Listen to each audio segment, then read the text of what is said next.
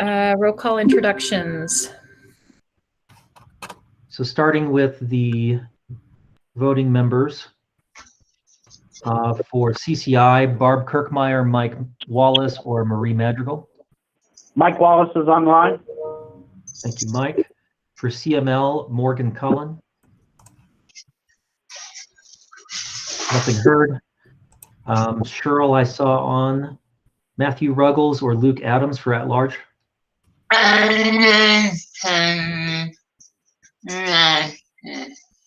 Cheryl says Matthew will be coming on shortly. Okay. I'll leave that on check for now, and as soon as I see him, I'll check it. Tim Kunkelman for ESP.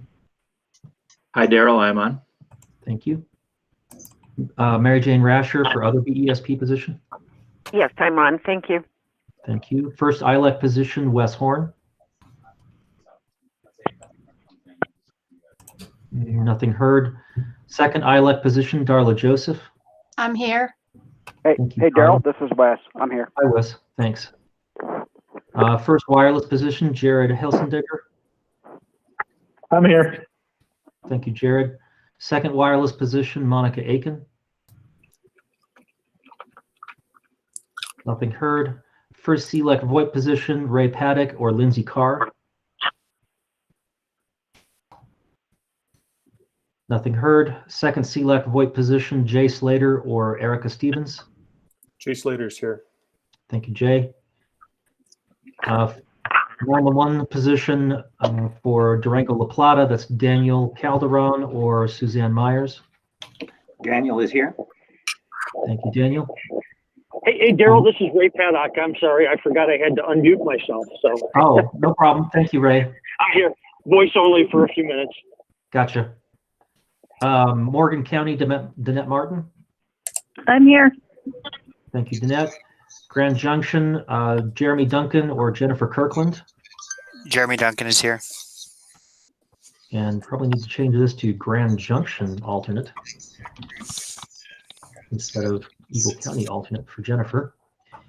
For Larimer County, Kimberly Culp, Val Turner, or Tracy Oldmeyer. This is Kimberly. I'm on. Thank you, Kimberly. For AdCom, Jackie Reynolds or Amy Book. Hi, Daryl. We're both here. Thank you. For Eagle County, Beth Dobransky. Good morning. I'm here. Thank you. For Arapahoe County, Bruce Romero, Paul Smith, or Deanie Shin. Bruce is here. Thank you, Bruce. For Sterling Communications Center, Valicia Librand or Paula Knoll. Paul is here. Thank you, Paula. For JCECA, Jeff Irvin. Present. Thank you, Jeff. For Delta County 911, Connie Johnson. So Connie's here. Thank you, Connie. For Douglas County, Deanie Shin or Shannon Brent. Nothing heard. Denver 911, Andrew Dameron or Jennifer Schwartz. Andrew's here. Thank you, Andrew. For JeffCom, Vicky is here. City of Aurora, that's Tina Bonetta or Scott Newman. Scott is here, Daryl. Tina's here. Good morning. Good morning to both of you. Thornton 911, Sean Shear or Brandy Seaton. Sean's here. Sean. For Westco, Mandy Stolzheimer or Matt Gage. Andy's here. Thank you, Mandy. For Garfield County, Carl Stevens, Tom Holman, or Monica Million. Carl Stevens is here. Also, Matthew Ruggles is showed logged into the attendees. Okay, terrific. Thank you. And did I see Shannon Brent join? Yes, she's on there. Okay, thank you. And Monica's here. Thank you, Monica. And then for Boulder, Patty West, Ted McEldowney, or Christine Mason. Yeah, Patty's on. Thank you, Patty. We have 93% in attendance. That's really good. That is our best so far this year. And then for those who are not voting members, Let me go to the task force webpage. This is the task force webpage. Go to meetings. There's a link right at the top that says sign-in form. That's for November 12th. That's how we're keeping track of attendance. Vicki, unless you want to, I won't ask everyone to introduce themselves because there's a lot of people on the line. It could take a while. Yeah, no, I'm good with that. But I'm going to send out this URL to this page that's showing right now, and that's now in chat. If you click on that and then click on the sign-in form, you can sign in for today's meeting. Okay, great. All right, up next we got the approval of the minutes from the September 2020 meeting. Hopefully everybody had a chance to review those. Can I get a motion to approve the minutes? Carl Stevens makes a motion. Thanks, Carl. Can I get a second? Seconds. Thanks, Tina. Any discussion on the minutes? Any corrections, comments, questions? Okay, hearing none. I think we'll do anyone opposed, please say nay. Okay, motion passes. Thank you. All right, up next we've got the November task force elections. Daryl.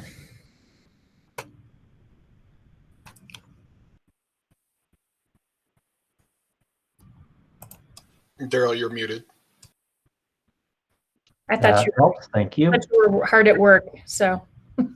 Anyway, oh, and lots of people are joining right now. Okay. As I was saying, I sent out the notification of all of the positions that were expiring at the end of this year, along with a form that people could use to submit a nomination. So far, I have received nominations for all of the positions except for the ILEC position and the CLEC VoIP position. And although we are replacing 7 of the 911 positions, I've only received 6 nominations. According to our bylaws, the nominations close at the beginning of this meeting. But since we don't have nominations for all of the positions yet, I would ask the chair to make an exception and accept nominations from the floor. Absolutely. Does anybody have any nominations they would like to make from the floor for any of these positions? Can you nominate yourself? Yes. Yeah. Okay. This is Darla Joseph with the New Glenary Telephone Company, and I would like to fill the ILEC position. Okay. Thanks, Darla. Same Anyone as else? well for Durango La Plata. Daniel here, I'd like to nominate myself if possible. Okay, great. Thank you, Daniel.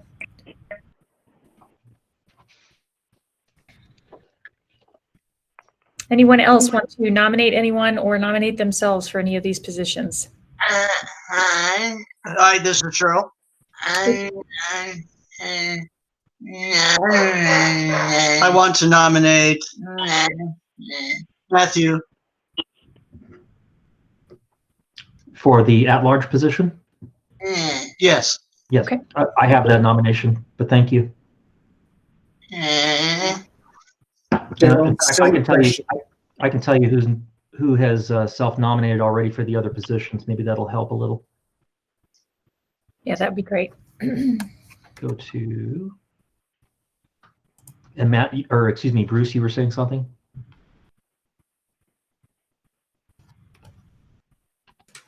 I think what you're about to do will answer my question. I can't remember if I responded to you about Okay. to run again. Let me sort this by position type. So for the 911 positions, we have Connie Johnson, Sean Shear, Kimberly Culp, Patty West, Tina Bonetta, Deborah Medina, and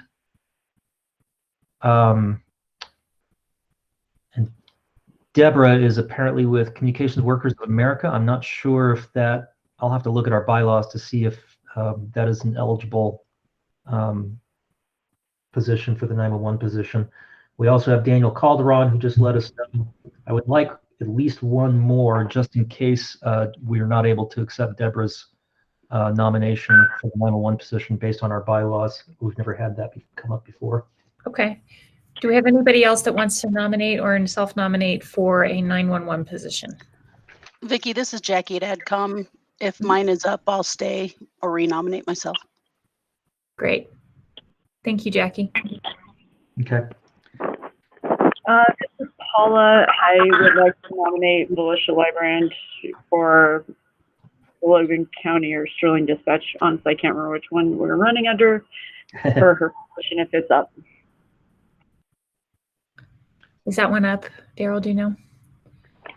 Didn't look like it, but I wasn't sure. Okay. Nope, it's not up. Thank you for the offer, though. Sweet.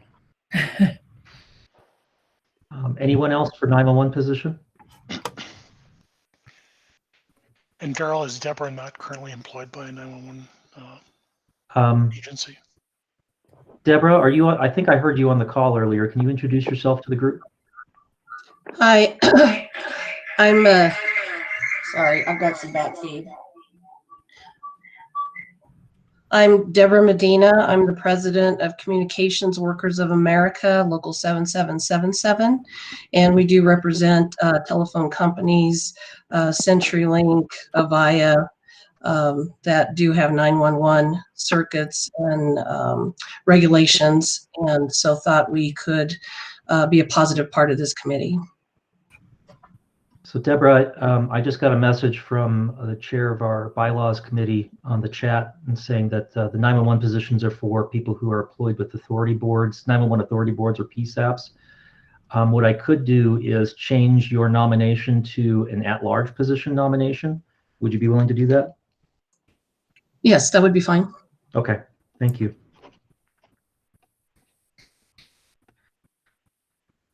So we any other nominations for 911 positions before we go down to the next category?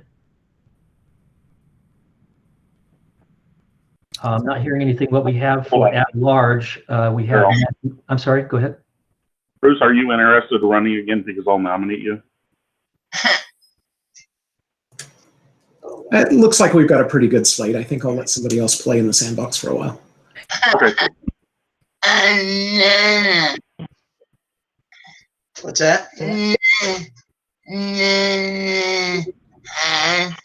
This is Cheryl. Do we have two at-large positions? All right. So the next position category is at large. Matthew Ruggles is running again, and just to remind everyone, Matthew's only been in that position for a few months. The only reason he's up for re-election so soon is because of how the terms worked out. to match up the terms so that we have half of the positions up for re-election every year. So the two positions, or we actually have three now because Deborah is changing hers to an at-large position. So we have Deborah Medina, Matthew Ruggles, and Sarah Rollins. Just a moment.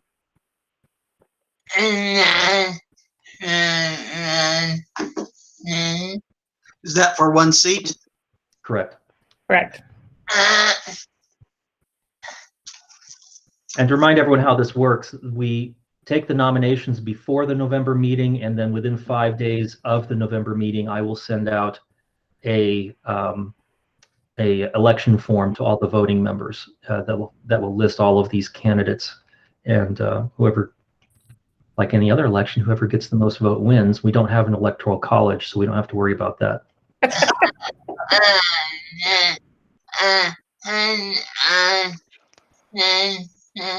Can I say something? Go ahead. About Matthew? Go ahead. I don't want to what?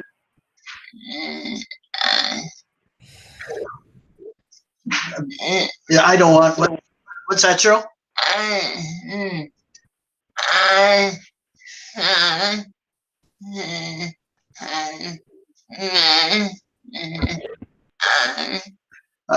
I fought to have Matthew on because he brings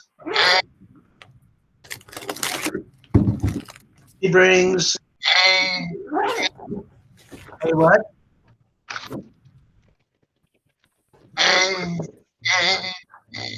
Hey, what? Different perspective from what I have. Mm-hmm. and I don't want to vote. The other two off the island. Is that it? Yeah, go ahead. So this is Daryl. So one thing our bylaws says about that at-large position is that we will give preference to representatives of the disability community. But it is still subject to a vote. So I think the way to handle that is to, in the election form itself, in the ballot that will be sent out, I will quote that section of the bylaws so that people are aware of that direction that's in the bylaws. But I do think we have to list all three of the at-large candidates. So Daryl, just forgive me. How does it work? Do we give them an opportunity to send something out about their qualifications when we send out the ballot, or how does that work? Yeah. So the ballot, or the bylaws, actually say that the ballot will include a short bio and a statement from the candidate as to why they're interested in the position. And it looks like everyone who filled out the nomination form filled those sections out. For the people who are being added on from nominations from the floor today, I will reach out to them to get bios and those statements so that the ballot will be complete. Okay, great. And Daryl, this is Jeff. Can I say something also? Sure, Jeff. I just want to say that I would hope that those who are nominated, if they don't prevail in the election, would continue to participate. We welcome their involvement in the absolutely. Yeah, it's important to note that we only have 29 voting members, but we always have, anywhere upwards of 60 or 70 people on these calls. We're very open to other people participating, even if they're not a voting member. I came to these for years without being a voting member, so. Yep. For sure. And that's why I'm comfortable stepping away, just because I'll still attend the meetings and I'll still have input, but I don't have to be a voting member all the time. Right. Great. So the BESP position, Mary Jane Rasher, we only have 2 BESPs in the state, and there's 2 BESP positions on the task force. So it's kind of unless somebody else from either Intrado or CenturyLink wants to nominate themselves for that second BESP position, I think we're probably covered there. The wireless position is Monica Aiken, who is the outgoing representative, so she's essentially running for re-election. Is there anybody else who wants to put their name in for wireless position?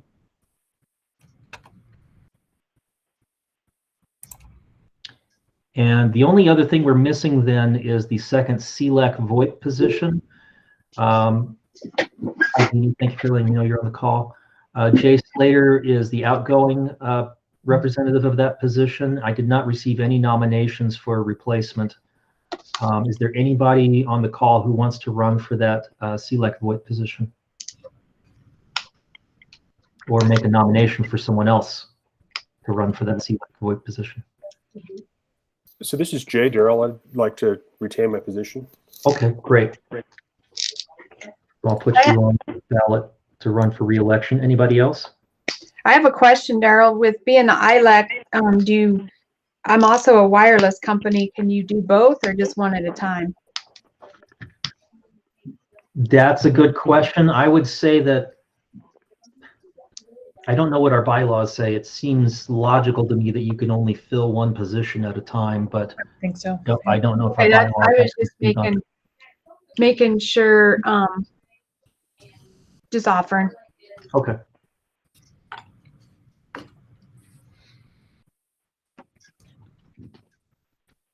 Okay. Any other nominations on any of the positions? In that case, Vicki, I'll turn it back over to you. I would suggest closing nominations, and I will send out a ballot with all of the nominees sometime within the next 5 days. Okay, great. All right, so we will close the nomination process, and then Daryl will follow up with that ballot. Thanks, Daryl. Okay, up next we've got standing reports. First one is the PUC staff update. Daryl? Okay, 911 grant update. As of the writing of this, we've received, excuse me just a moment.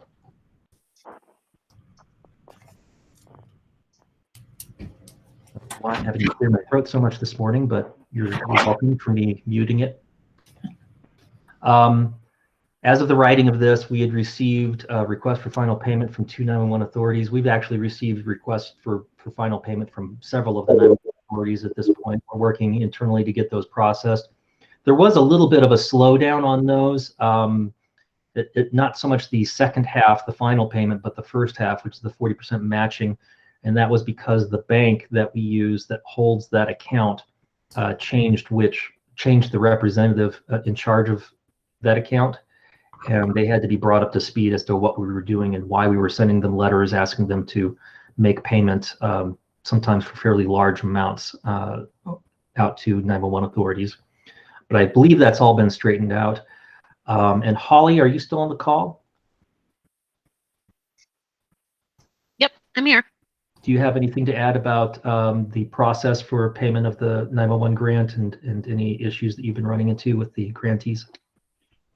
I would just say to read the EFT form really carefully. That seems to be the biggest thing that folks are struggling with. But no, other than that, it's going pretty well. Good. I know there are a number of 911 authorities that have been migrated for a while now, and we still haven't received an invoice for the initial matching funds or for the final payment. I will be following up with those. It's not a huge issue because we have really until the end of 2021 to get those grants paid. But in the meantime, you're owed money that you haven't received yet. And it'd be nice to get all those out the door sooner rather than later so that we don't end up with a whole lot of them to pay at the end of this process. So I will be following up with those that have not submitted their paperwork yet. Hey, Daryl, this is Wes. Let me just add a comment there. Sure.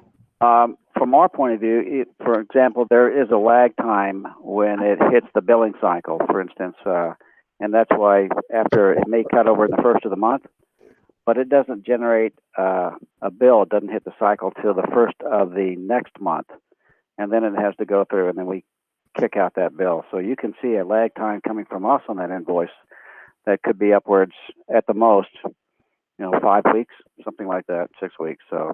Yeah, or maybe just a week if you're at the end of the month. But we've had some 911 authorities that have, they've been migrated for months, and we're just now getting started on their process. So I think a lot of that delay might be on the 911 authority side. Maybe not all of it, but some of it is. Like I said, it's not a huge deal because we have until the end of 2021 to make those payments. But I'm sure the 911 authorities that are wanting that money or needing that money are probably anxious to get it. So. PUC proceedings, we've got the 911 reliability proceedings. Something I haven't added on here because it just issued this week is we did issue temporary rules. I did send that out to the group yesterday, I think it was. And those temporary rules, I'll go over them real quick here without spending a lot of time on it, assuming I can find it in here. Yes, this is it. So these are the temporary rules we issued. There are some new definitions. So you see the definition section was added in here. There's new definition for 911 access connection, for instance, essentially defining things that were defined in statute that needed to be moved over. 2150, section 2150 is a new section, and it essentially outlines the process by which the carriers have to go through to remit the new statewide 911 surcharge to the commission starting in January.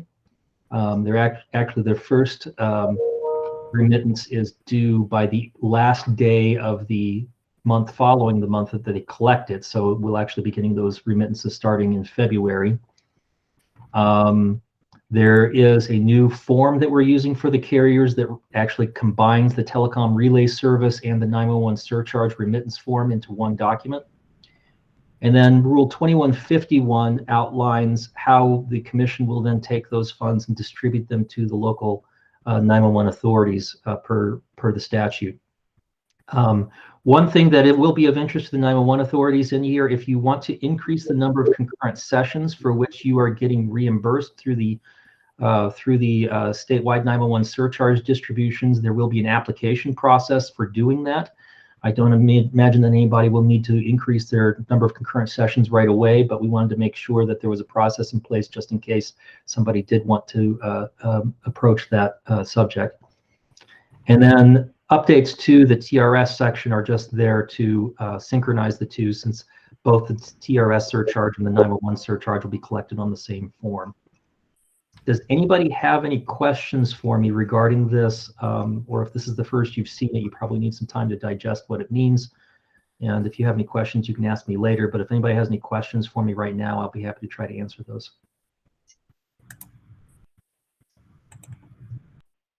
Hearing none. Okay. FCC proceedings. In our last report, the FCC had issued a request for comment. It's actually a notification of inquiry is what they call it. Oh, I haven't updated this section. Well, in our last report, the FCC did issue a request for comment on a proposed change of some of the fields required in NORS 911 reliability certification. Those comments were due by July 20th. I can't believe I didn't update this section. There is another NOI that went out, however, on the topic of 911 fee diversion. If you haven't looked at that, I would suggest you do so. The proceeding number, if you go to the FCC and search by proceeding number, it's 20-291. And a number of comments were received. The first comment cycle is over, but reply comments are due by December 2nd. Bretsa, I noticed, did file comments in the initial round of commenting. I'm working on reply comments right now. The commission did not submit comments on the first round, but we are going to submit reply comments if the commissioners agree to do so. NASNA also submitted comments. I would suggest reading those if you go and look at it. It's some of the suggestions in the NOI. So that essentially the FCC is suggesting that they define what a 911 fee diversion is. Right now, there is no hard, fast definition of what that is. There's implications of what it might be considered from statute, but the commission is talking about creating a more detailed description of what they believe a 911 fee diversion is. And then on top of that, they talk about a number of things they might do to try to help discourage 911 fee diversion at the state level. And some of those suggestions are pretty severe and pretty extreme, in my opinion, and also in the opinion of Bretsa based on their comment filing, as well as NASNA and NENA and APCO. So it was kind of a shocking notice of inquiry to read. And Joe, since you filed comments, would you like to make any comments on the NOI and what you, maybe a summary of what you put in yours? Yeah, I think the FCC is going well beyond the mandate and what they're authorized to do under the Net 911 Act, and they're stepping on states' rights. They're,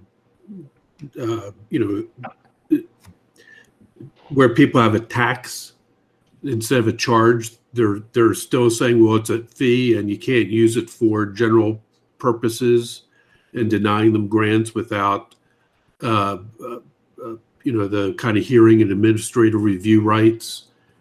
And the idea that they're going to deny local authorities FCC radio licenses, other public safety agency grants, which I don't know how they can tell other agencies not to give grants. It's simply absurd.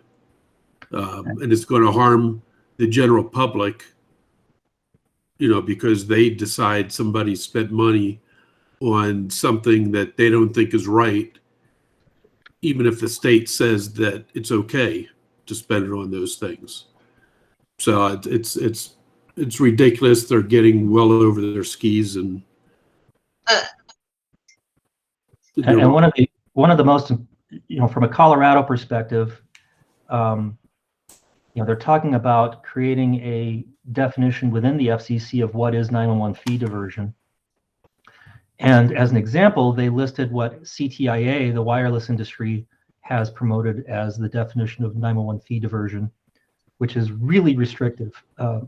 And if the FCC were to adopt that, Colorado would be declared a 911 fee diverter, just based on what our statute allows us to spend 911 surcharge fees on. Well, and the CTIA members and CTIA testified before the legislative subcommittee a couple of years ago that they thought 911 has to be funded entirely out of state and local general funds. There shouldn't be 911 fees. And the position Brett's has taken is as long as the fee is the same across services and carriers, they have no bone to pick. So they're simply charging equivalently with their competitors. And so it's, and otherwise let them start, taking responsibility and having liability for getting calls to the right PSAP. And one of the methods used to discourage diversion that the FCC suggested in their NOI was directing carriers not to collect and remit 911 surcharge fees in states that have been designated as 911 fee diverters. I'm hoping they'll back off from that because even CTIA said that was a bad idea in their comments. So I'm hoping they'll back off from that, but they're also talking about the possibility of withholding licenses for radios, withholding positions on advisory boards at the FCC from states that have been identified as 911 fee diverters. So it's pretty extreme. So I would encourage you all, if you have a chance to look at those comments, maybe consider filing comments of your own in the reply cycle. Like I said, those are due by December 2nd, so there's about 3 weeks left to get those done. And right now I have some draft comments that I'm having Commission Counsel look at. And if Commission Counsel and the commissioners agree, we'll be filing reply comments as well. Any other comments on the FCC NOI?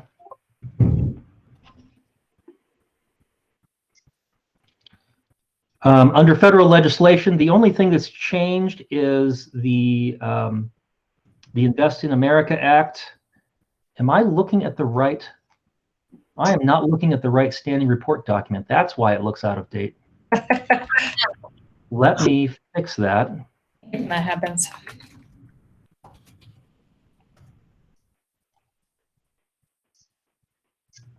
I was like, I thought for sure I updated that, and I saw that I didn't.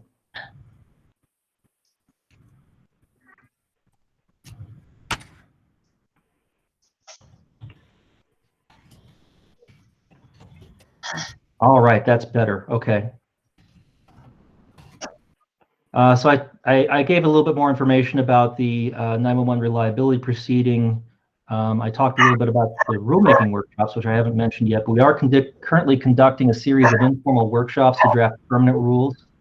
So we've issued 2 sets of temporary rules. Both of those will have to be replaced by permanent rules, and there are other sections of or other requirements of House Bill 20-1293 that are not as time sensitive.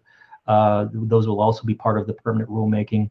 I'm hoping to have those out sometime in the first half of 2021. We're actually made very good progress in those informal workshops. But if you're interested in joining those and you're not already in there, just email me and I'll add you to the list. We are closing on the end of it, but the big section that we're still working on is 2152, which will be a new section that outlines the audit and review procedures for emergency telephone charges and the statewide 911 surcharge remittance practices from the carriers. So that'll be an important one, especially if you're a carrier and want to help shape those processes. There's my information about the FCC proceeding that I just talked about. Federal legislation, there's been no movement in any of the bills that we've been tracking since the last report. There's always the Resource Center's legislation page if you want to see a full list of what we're tracking, but there hasn't been any change in the last 2 months, so I didn't list any of them here. We have sent notice to the Department of Revenue with the new percentages for distribution of wireless prepaid 911 surcharges for calendar year 2021. I circulated those among the 911 authorities before I sent them over to DOR. I didn't receive any feedback that there was anything greatly out of the ordinary on those. So I hope you all had a chance to review those. We also notified DOR at the same time. They should know this already because they were also following the legislative activity around House Bill 20-1293. But just in case it had fallen off their radar, we notified them that the 1.4% flat rate is going to a, excuse me, the 1.4% percentage rate is going to a flat rate of $1.38 per transaction for the wireless prepaid. I don't know what that's going to do to your payments in 2021.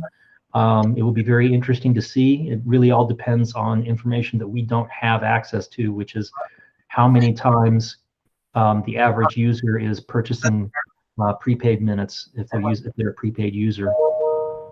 Okay. And how many prepaid users we have in Colorado. And then we have now sent letters to the carriers notifying them of the change in procedure for the new statewide 911 surcharge. I've been getting a lot of inquiries asking for follow-up details on that from the carriers. So hopefully they will all be prepared to do that. And we have the new form ready to put on the website. We're waiting to do that so that we don't confuse people and have them using that form before January 1st. But we have that ready to go when it's appropriate to put up there. One thing I do need to let everyone know about is that we have EFT forms from each of you for the 911 grant. If that is the same place you want to get your statewide 911 surcharge distributions, that's fine. We can use the EFT form that you've already given us. If you want it to go to a different bank account, we will probably need to get a new EFT form from you. So I'll be reaching out soon to make sure that the EFT form that we have on file for you is appropriate. And that is all I had for the PUC staff update, unless anybody has any questions. I feel like I took up a lot more of our time than usual, and I apologize for that.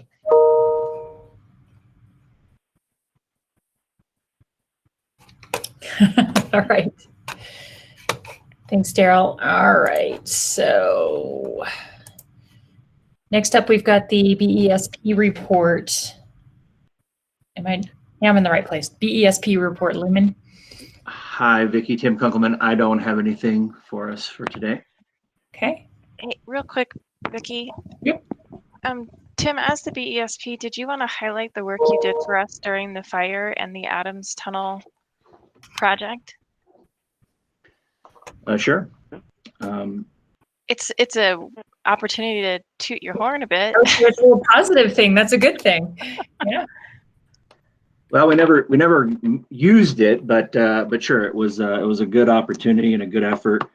For those that don't know, as the Cameron Peak fire was racing southward towards Glen Haven and Drake and Highway 34, we began to be concerned about not only our fiber but the fiber that we're leasing with PRPA in between Glen Haven and Drake, and PRPA was equally concerned, and we knew there was some fiber in the Adams Tunnel, which is a water tunnel that connects the Estes area to the Grand Lake area underneath the Continental Divide.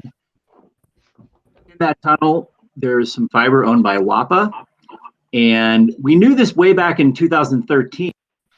There was different around commercial use for fiber that was owned by electric utilities, such as WAPA. And as a result of this recent fire, WAPA had relaxed some of those requirements or restrictions and have been allowing the access of their fiber for commercial communications purposes. And so once we learned that there was an opportunity for us to interconnect with that fiber, it was about an 8-day span of when we learned that we could do it to when we were able to make those connections with some partnership from some other entities. And should that Cameron Peak fire have continued to move further south and damage some of the aerial fiber plant that was out there, creating a redundant opportunity for the Estes Park area, we would have been able to turn that up. Fortunately, we did not have to do that. So the fiber, both fiber routes out of Estes Park back to Loveland survived the fire. But it was a great opportunity, and we are continuing to look at maintaining that connection on a permanent basis. We're in discussions with WAPA right now, and hopefully we can have 3 routes then in and out of the Estes area, 2 going east and 1 going west. That's fantastic. So I just wanted to add on that, Tim, thanks for the summary, but from a BESP perspective, obviously this request was about the 911 network, 911 infrastructure because of that threat that was identified. And it was just fantastic to see how quick and how responsive all these parties came together to understand the need and to get something complete. And I want to say the whole conversation and the project, it was days, not weeks or months on end. So just wanted to make sure that Lumen had proper recognition for that work. It was greatly appreciated. Well, thank you, Kimberly. I appreciate that. That's awesome. It's great. Great hearing you guys work together. That's terrific. Kimberly, just for my own curiosity, how is the fire going? Has the snow helped significantly? We love snow. So yes, as of November 2nd, all evacuation orders in Larimer County were lifted. So everybody got to go home that didn't lose a structure. So that was great. Area is going to be, of course, damaged. All of our fires, well, we counted, we had actually 5 fires that impacted Larimer County starting August 13th. So it's going very well. We just need more moisture, more snow.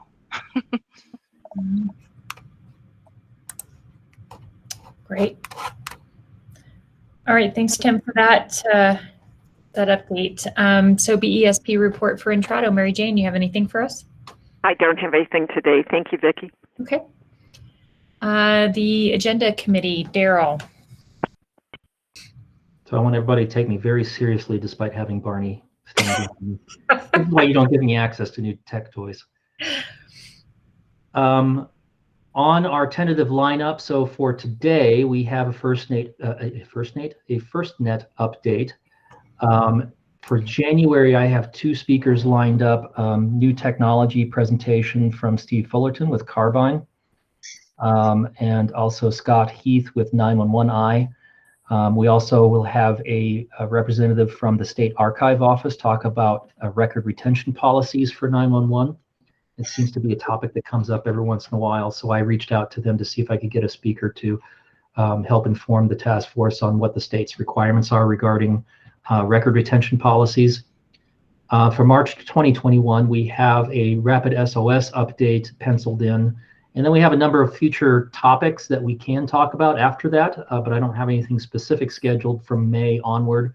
So again, as always, if you have topics that you would like us to look into for a presentation, or you have a speaker that you would like us to invite, please let me know and I will work on that. Otherwise, I don't have anything to report from the agenda committee. Sure. Do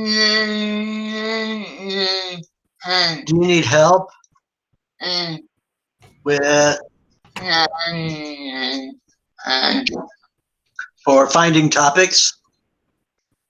So, like I said, I've got speakers lined up for January and March. But if you have any ideas for topics that you would like us to explore beyond that date, let me know and I'll put them on the list. I do have several other topics listed already, but whether they're a good topic at the time or not will kind of depend on what else is happening. I have a boatload of speakers for you. Great. If you just send those to me, I'll add them to the list for potential future speakers.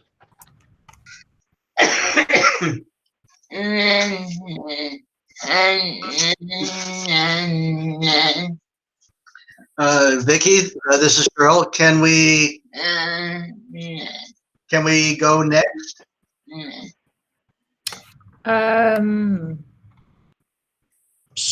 Sure. I mean, you're out of order. We've got, are you needing to leave early? Yes. Okay. This is Jackie. There's nothing on the legislative committee, so. Okay. I appreciate that. Thank you, Jackie. Yeah. Up next, we've got the Equal Access Committee. Go ahead, Cheryl.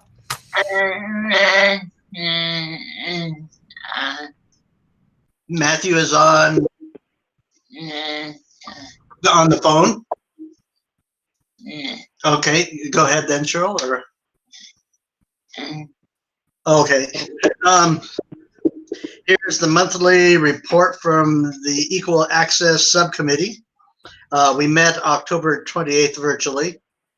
Matthew Ruggles presented concerns regarding closed captioning, the good and the ugly about it. He explained that during the Waldo Canyon fire, the closed captioning was not keeping up with what's being said. He had to go to multiple locations to get accurate information. The Technology and Disability Policy newsletter is asking for responses and filling out the 2020 survey of user needs. Wireless RERC continues data collection for our 2020 survey of user needs. If you haven't already, please take the survey. Georgia Tech's Center for Advanced Communications Policy and the home of the wireless RERC is also seeking any U.S. residents aged 65 or older and adults with disabilities, any age 18 and up, to take a survey of COVID-19 information access. From SADE, CMIS stands for Communication, Maintenance, Health, Independence, Services, and Support, Transportation. I have added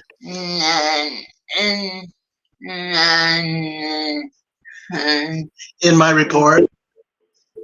I don't know, you might be getting feedback, Cheryl.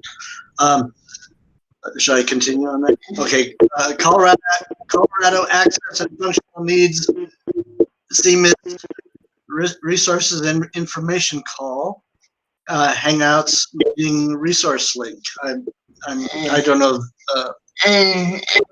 We were interrupted, so I'm not getting a continuation here. Further, there is no meeting for November. Our next Equal Access meeting will be in December at 2 to 3:30. Date to be determined. Julia Beam presenting on AAC messages 911. And ANC. AFC. I'm not getting that.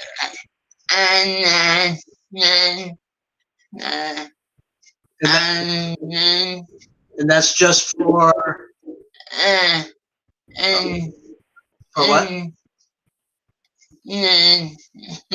Oh, she said go on.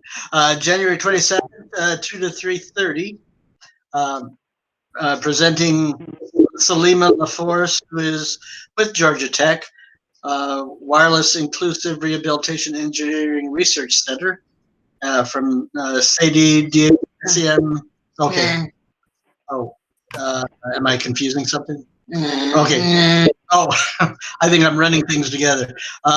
Attached is a link of resources. CMIS stands for, okay, said that already. Colorado Access and Functional Needs CMIS resource. Okay, we said that too. And that's kind of what Cheryl has. I was a little disjointed there in my reading, but I apologize for that. And anything else, Cheryl, that you want to add to that? Cheryl says Matthew did a great job on informing us the issues. Okay, go ahead. Oh, okay, thanks. Any questions for the Equal Access Committee? Okay, up next we've got the outage committee, Daryl. And before I get into that, I just want to mention that Cheryl did send me a written report. It was just too close to the beginning of this meeting for me to get into the standing report document, but I will add it in there. Okay, great. Outage committee, we do have some special investigations pending. I got behind on putting them together, but I did get them out to the committee. There's 3 right now that we're looking at. Let me pull up the outage committee webpage so I can show those to you. You can always access the special investigations from the outage committee webpage. Down near the bottom, it says special investigations. We have 3 that are currently active. So we'll be scheduling a meeting soon to discuss those. Right now, I'm waiting for any potential additional questions that the outage committee members want to have answered as part of those special investigations. Other than that, we are actually looking pretty good so far, knocking on wood, for this time of year. If you look at our outages as of today's date in each year, we have had 8 basic emergency service outages so far this year. This is of closed outages only, but we've had 8 so far this year. By this date in 2019, we had 17 of them. So we're doing a lot better. I wonder how much of that has to do with the pandemic slowing down construction season, which is a possibility. But other than supposition, I have no way to really know what the difference in the numbers are. There's also the fact that a lot of our outages over the last year have been alley outages, and as more, Monica says, dude, construction has not slowed down. So maybe that's a bad theory as to why we have fewer outages. But part of it too may be the fact that a lot of our outages over the last year have been alley only outages. And as more of the PSAPs migrate over to the ESI net, those alley outages should go away because they're all using the same connectivity as the voice calls are. So that may be part of it as well. Did you see that Gunnison is apparently experiencing a major outage right now? Yes, I got notification this morning from Pam Monsees with OIT that she'd been told there was an outage in that area, and I've received notification from Nuclear Naturita. Thank you, Darla, for getting that in. We're just now past the 2-hour mark. It supposedly started sometime around 8:30, so I'll be looking for that notification from CenturyLink as well. Excuse me, from Lumen. And if anybody has any questions for me, I'll be happy to answer those. Any questions for Daryl on the outage committee? Hey, Daryl, this is Karen Marquez. Yes, Karen. I don't have any questions. I just want to point to one thing. In outages over this last year for 911, a lot of folks have turned to using Jurisdiction View to receive location and phone numbers.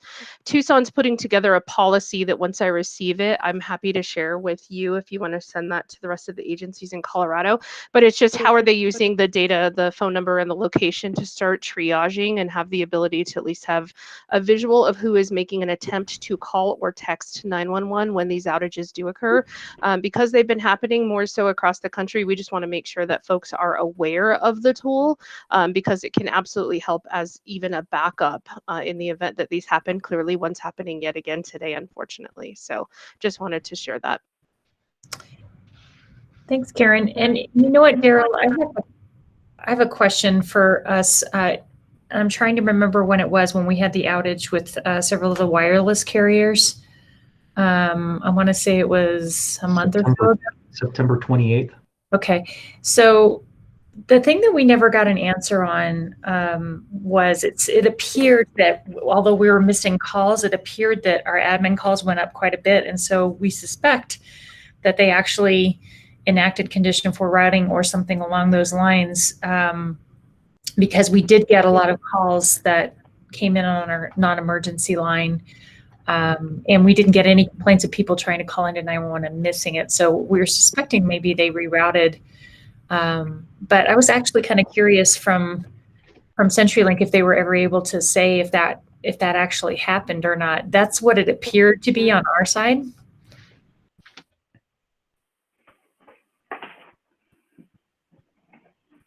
Anyone from CenturyLink want to chime in? Hey, yeah, Vicki, this is Wes. I'm trying to remember the specifics. It didn't uniformly go across all PSAPs that way, rolling over to admin lines.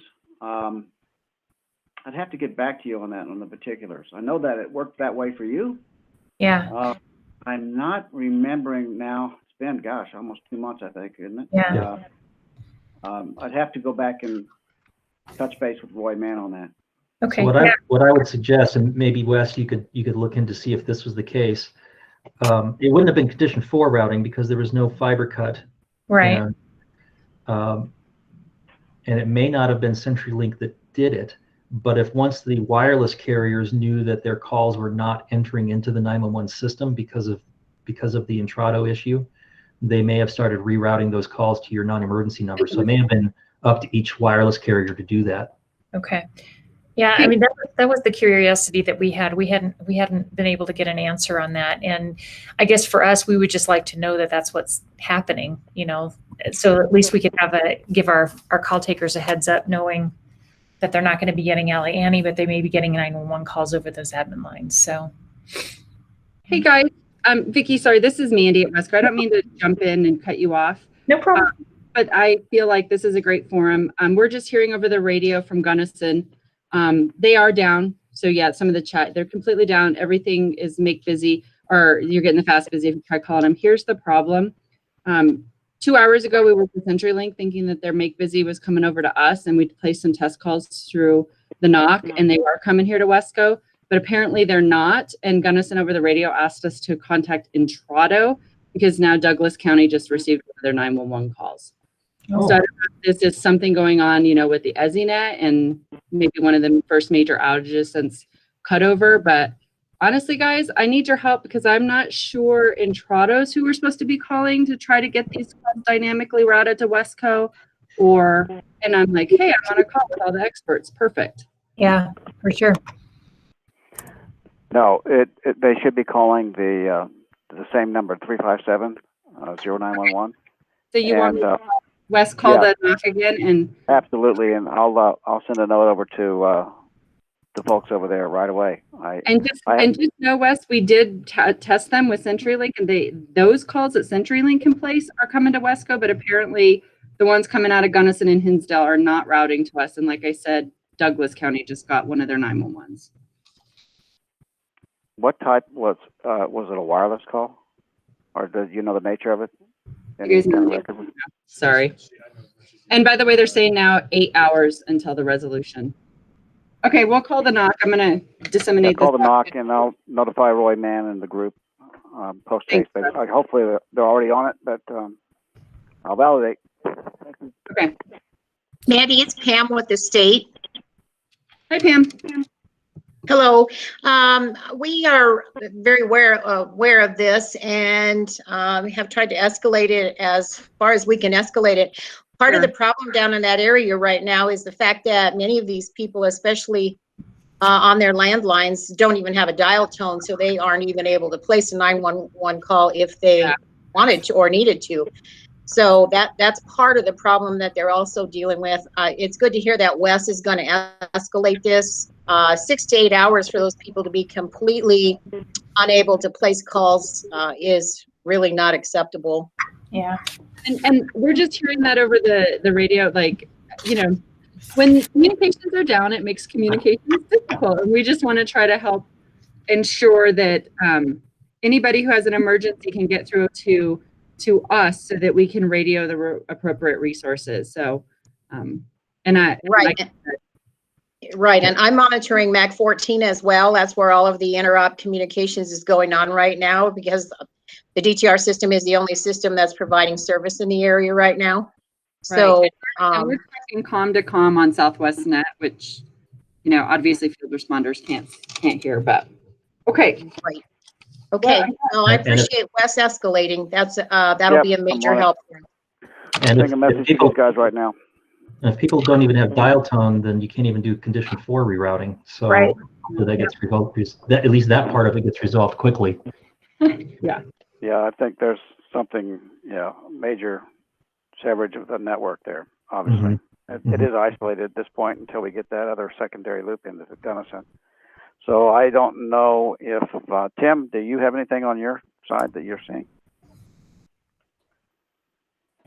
I see the outage, but I don't have any other information. I'm sending a note to Carl Klein and Paul Brown and Roy. So this is a 2.5 hour outage at this point. I think everything went down about 8:30 this morning, so it's already 2.5 hours. Wow. Yeah, that wouldn't be they got isolated in a major cut of some sort. But anyway, on it, and Mandy and folks, I will get back to you here. I'll work Thanks, this in Wes. parallel. And thanks Thank you. everybody for letting me hijack the meeting. I apologize. Not at all. No, this is good. I'm glad That's you did important. that. Thank you. Not at all. Okay. Wes, Darla just asked a question on here. Says, can you elaborate on the damage? Was it equipment damage, rock slide? I'm guessing you probably don't know the answer to that question yet.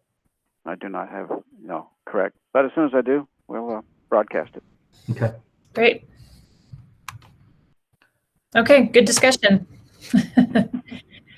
This is why we have an outage committee and a report, so. That's right. Okay, up next we've got the prepaid and collections committee, Jackie Louise. Oh, found it, looking for my mute button. Morning. We have a committee meeting scheduled in the first quarter of this year. If you haven't gotten it, let me know and we'll get you on the list. And one of the first things we'll be tackling, which came up on our rules workshop, was a idea of best practices for the rules, as opposed to like putting all kinds of detail in the rules. We thought we'd create a best practices document for authority boards and 911 centers to follow when it comes to applying the rules. So that's on the agenda for the next meeting, and it is scheduled in the first quarter. And like I said, if you need that information, please let me know. And Jackie, this is Daryl. I'll be adding some agenda items to that. I want to hear from the stakeholders about some questions I have regarding who gets credit for concurrent sessions.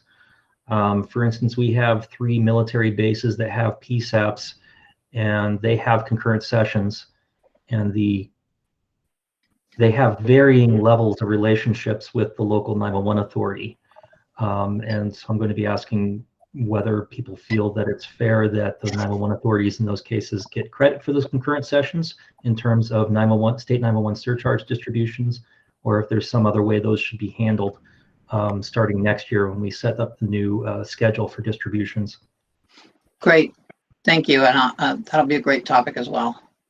Anybody else have any agenda items that we want to consider? I know that we will, when we have our meeting, we will just be starting with seeing the changes in prepaid, but it won't be very consistent at that point.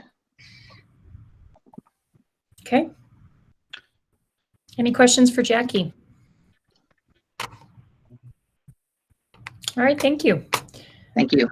Up next, we've got the reports committee, Daryl. So 3 times a year, we issue a report from the task force to the commission, and this is one of those times. So we do it every other meeting. A report is due, and I did put a copy of the draft report in the folder for today's meeting. Hopefully people have had a chance to look at that. I also sent it out to the reports committee. I did not receive any feedback from the reports committee, so I can only assume that I wrote it perfectly the first time. But if anybody has any questions or suggestions, I would be happy to answer those. Otherwise, I would ask the chair to call for a vote to approve the report. Okay, is that just for clarification, is that listed under today's meeting folder, or is that? Yes. Okay.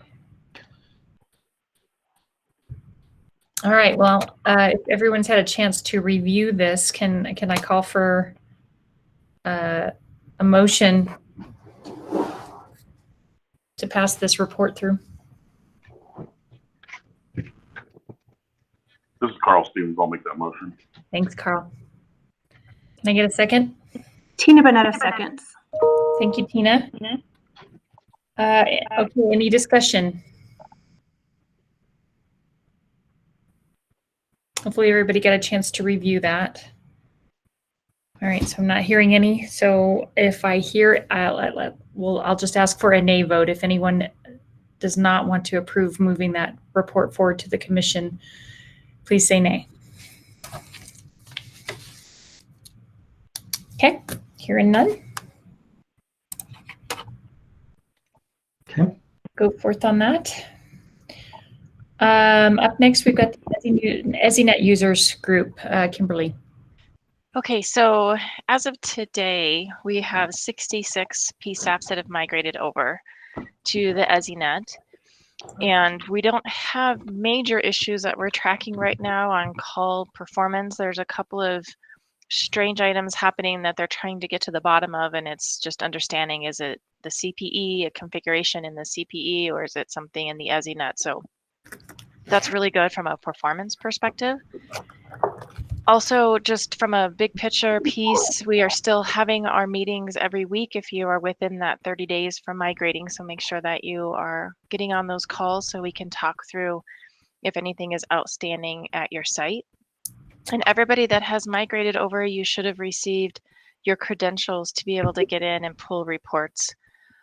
So there's additional reporting capabilities you get on the EZNet, and we are going to have some kind of training tutorial on that next week from Intrado, which will be great and very helpful. And then we are trying to work through some issues with Motorola and those PSAPs that have Motorola as their CPE provider. And I don't know if we have Motorola on the phone today. If so, Motorola, please email me after this call. But Motorola needs to apply a patch to the CPEs that they have deployed in Colorado so the CPEs can function properly on the EZNet, or those PSAPs are going to have to go with an LNG and just do the analog handoff. So what we really need from Motorola is like a project plan, a schedule, a time frame that they're going to be able to get their customers upgraded. So all of those deployments in Colorado are pending until we get that piece from Motorola.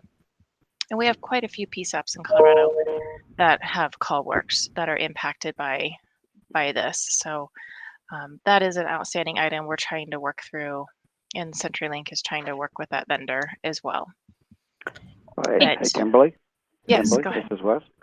Cindy and I are discussing, we're doing some swapping around on the calendar, and Motorola agreed to have a conference call with Cindy and me, with Jeff and Jeff's boss, Tom McIntyre, at 12:30 today. So we're really trying to get that nailed down, and I trust that we can get something more definitive from them at 12:30.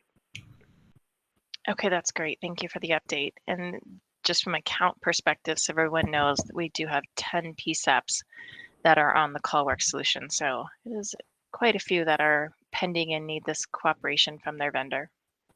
Hey, Kimberly, this is Vicki. Can I just clarify? So I'm assuming it's just Motorola's CallWorks CPE and not Motorola's Vesta. Yes, thank you for that clarity. It is not the Vesta. The Vesta migrations have gone fine. It is just the CallWorks solution from Motorola. Okay, great. Kimberly, this is Monica. Wes, I sent you and Cindy an email just to verify that any of those connections I helped with the military, the last installations that we were having trouble with. Was any of that helpful? Do you need more assistance? No, that was great, Monica. Yeah, I think there is a plan to follow up on the call.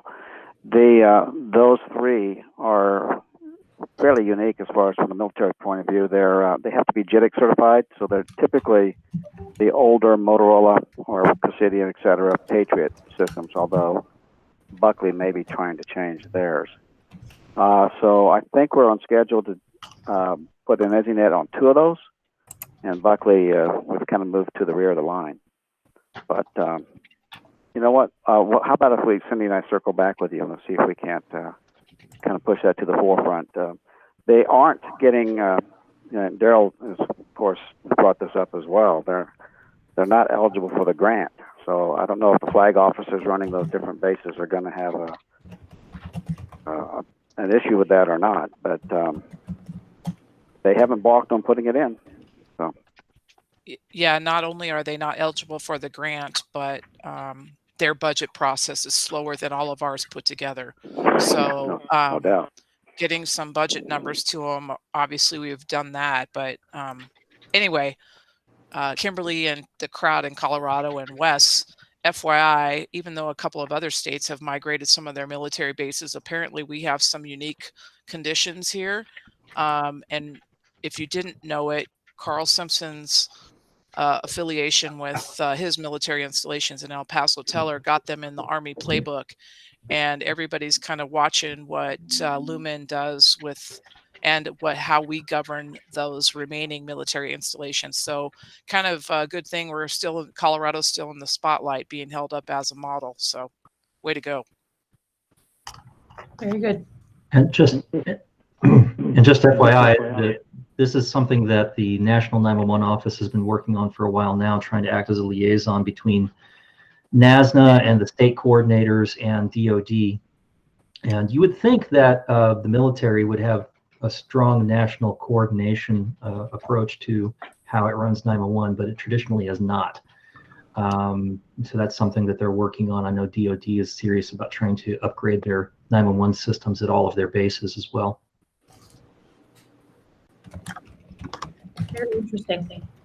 And the one other item I just wanted to bring up as it relates to the EZNet and the access into the PSAPs with the rising numbers of COVID, I know from an Air Force base perspective, and also with, I don't even know about Buckley specifically, but several of them are going back down to like a phase 0, which they're not allowing anybody onto their bases.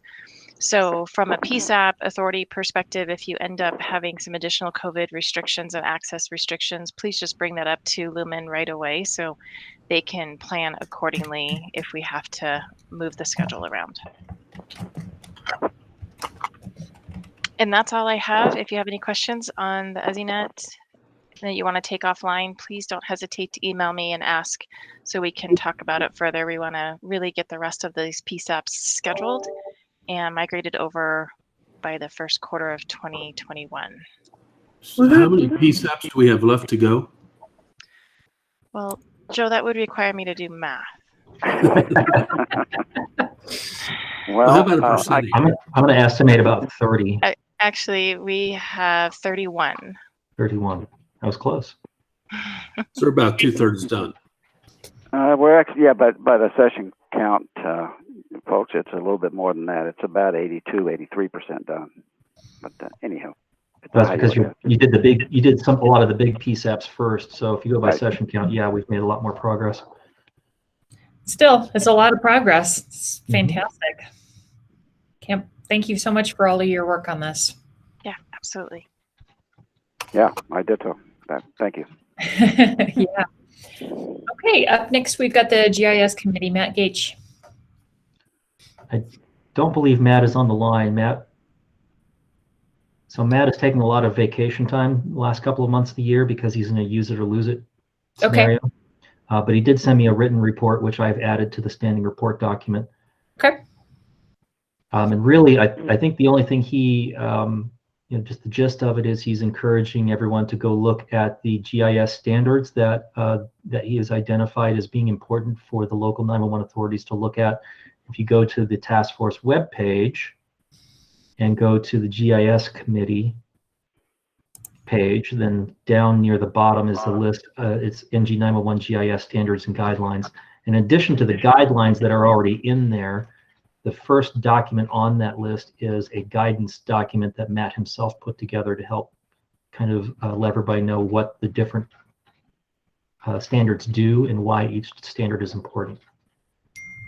And Daryl, this is Monica. I'll be sharing out that document per Matt and I's discussion at our next PSAP roundtable in December. Very good. Okay. All right. Up next is the, I'm sorry, did someone say something?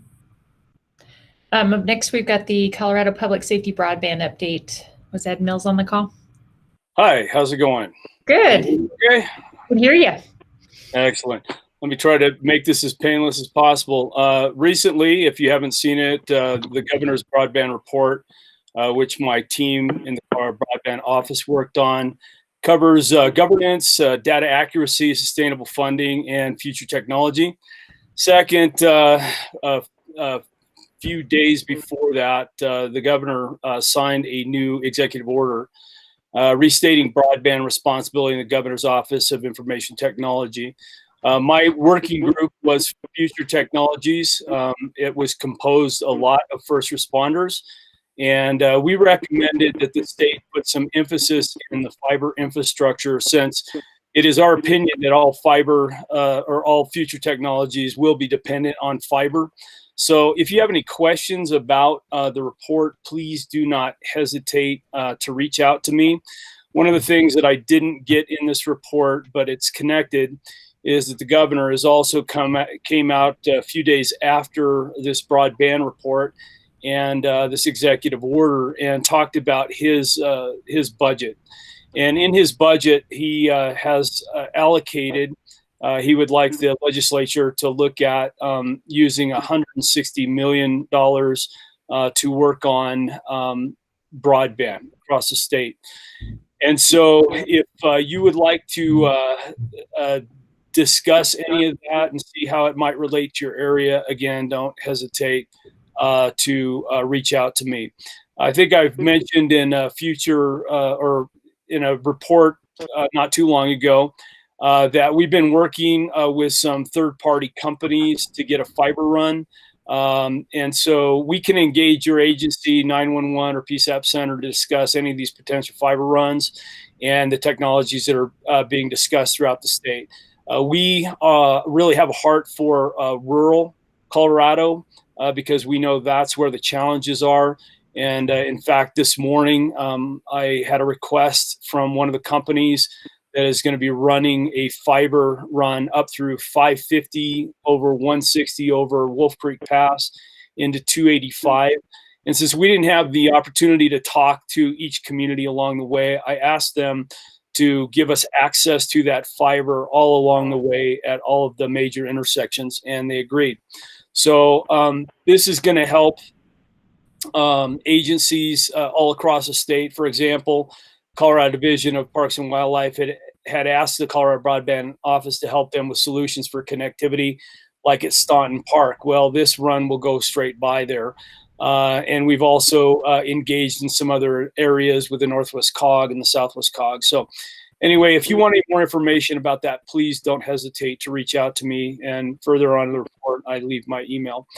CBO is working in concert with the Colorado Department of Public Safety, Department of Homeland Security Emergency Management Office to test Verizon's mission critical push to talk solution and potential, and I want to air quote, potential integration of using push to talk on mobile devices over our land mobile radio systems. We do not have any connectivity. There is no immediate plans for that. But we're trying to throw rocks at the technology. So again, I know every time I give this report, I might cause Pam to have a myocardial infarction. So we don't want to do that. But this is just merely a test to see how well this system would work. If we go back to the FIS World Ski Championship, where we were kind of testing out Band 14 and throwing rocks at the FirstNet solution, one of the things that we gleaned from that is that our first responders in that test really wanted this technology as soon as they could get it. So again, we're pushing that envelope and making sure that we're doing our due diligence before we bring any solutions to the state about that implementation. Next agenda item is that we are working, my office is working with the AG's office to respond to the FCC's recommendation concerning 4.9 gigahertz. As you know, that's 50 gigahertz. It was designated back in 2002 by the FCC for public safety. The FCC would like to go ahead and take that spectrum back and use it for some commercial uses and some other things. And it is our opinion that we're still in the infancy of how we are going to use broadband cellular technology on incidents. And so therefore, that spectrum should remain designated for public safety use only. If you have any further comments or thoughts about that, we would like to make sure that the AG's office hears from you. So again, reach out to me. And just if you have any need with technology solutions that relate to broadband and public safety, that is my full-time job. So reach out to me. And then we also, many of you have probably seen the reports of SpaceX Starlink working in Washington State with the tribes and public safety entities. So we did reach out to them to find out if it was a viable broadband solution here in the state or, now or in the future. And so what we did find is that there are currently about 900 satellites that are flying in low orbit. But most of those are going to ping up in the area of the Washington State area. I can't quote them on this, but they do believe that we should in the state have access to the Starlink satellites probably by the end of 2021, maybe the first quarter of 2022. So we'll keep you posted on what that's looking like. If you are interested in a beta test of Starlink as a potential solution for your agency or your PSAP center, please don't hesitate again to reach out to me, and we'll get you connected with the right people so that when there's a beta test in our area, you'll have access to that. And that is all I have. Does anybody have any questions? Starlink is ruining Earth-based astronomy, so we might as well get some use out of it. I know, right? They only have 900, but their plan is 12,000. So wow, low orbit. That's great. And that could impact the discussions in the 911 network diversity working group as well. So for sure. Yeah. Thank Okay. you for your time. Appreciate it. Thanks, Ed. Appreciate it. Up next, we got the PSCS report. Deanie. Good morning. Good morning.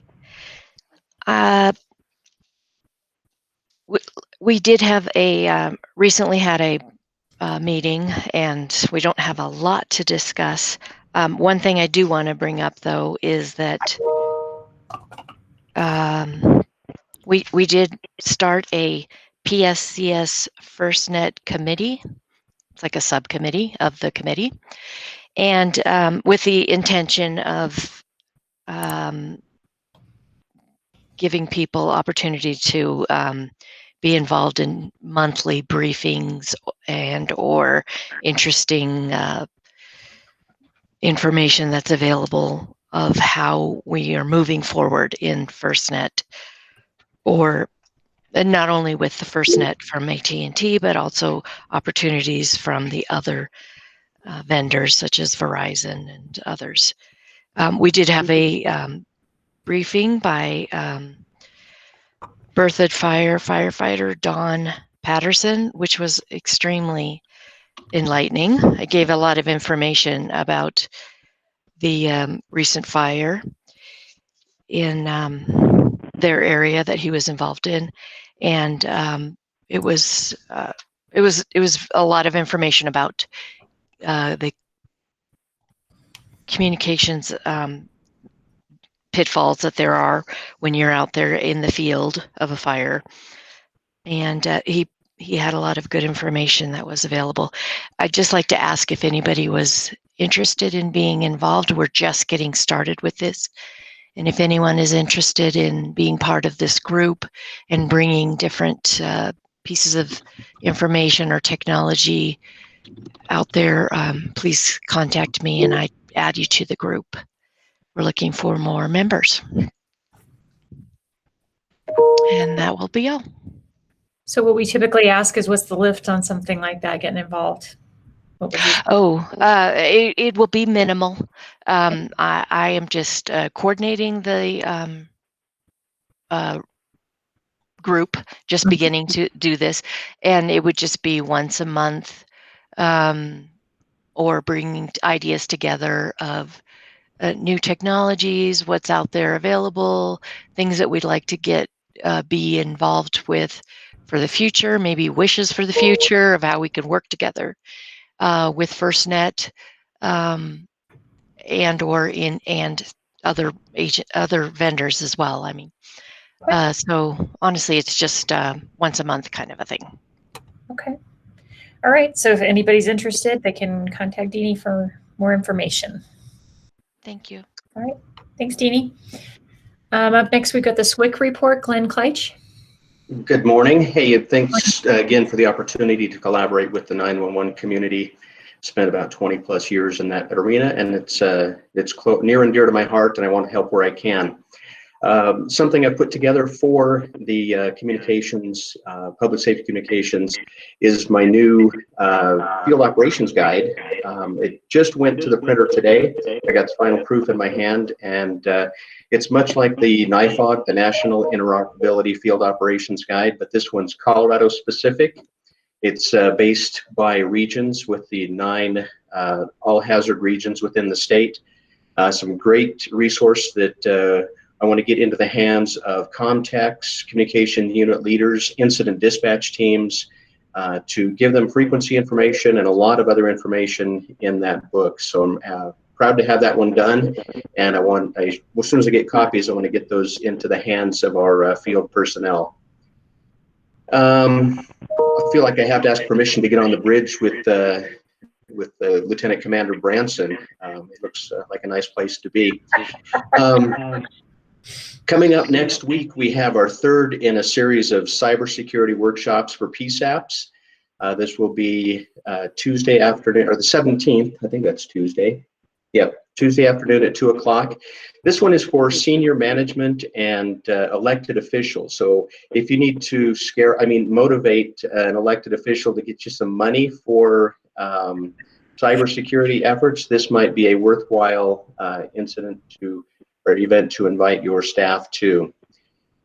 And along those lines, coming up within the next month and a half, I'll be putting together a request for technical assistance from the feds. They give me a certain number of programs, and the field operations guide, the cybersecurity workshops, those are put together, are coordinated and assisted by the feds through the Cybersecurity and Infrastructure Security Agency. And I'm going to have to make my application for the next year. So if there's anything that the 911 community wants, please get a hold of me, and be happy to incorporate those where I can to bring some tangible results to the 911 community. And I won't go into too much depth because Ed Mills already touched on that, but we are working with Verizon on their mission critical push to talk devices. I've got 11 of those out to my field managers throughout the state. They've been using those to coordinate on some damage assessments up in Grand and Larimer counties, and communicate throughout the state. It's been pretty effective. There's some issues we're working through, but it's a good, pretty solid technology. It looks like a normal phone, but it's very ruggedized, and it's got back to the old push to talk technology like Nextel used to have, but it's a pretty effective process. And pending any questions, that will conclude my report today. Some exciting developments, and thank you for all your work on that, on the booklet, or whatever you call it, the guide. Field operations guide. Glad to have it available, and I look forward to. I've got, I think, 500 copies coming, so I should have those in hand within the week. I hope. Depends on how backed up the printer is, but we'll have those. And if you want copies, get a hold of me, and I'll be happy to distribute those as we need to. Nice. Any questions for Glenn? Kimberly had a question on the chat. Says, Glenn, did you work directly with my team on our website issue during the fire? I did not. That was not something that I was brought into. Okay, and I just was going to thank you, but just so folks were aware, we have a website that we use for communicating our evacuation areas.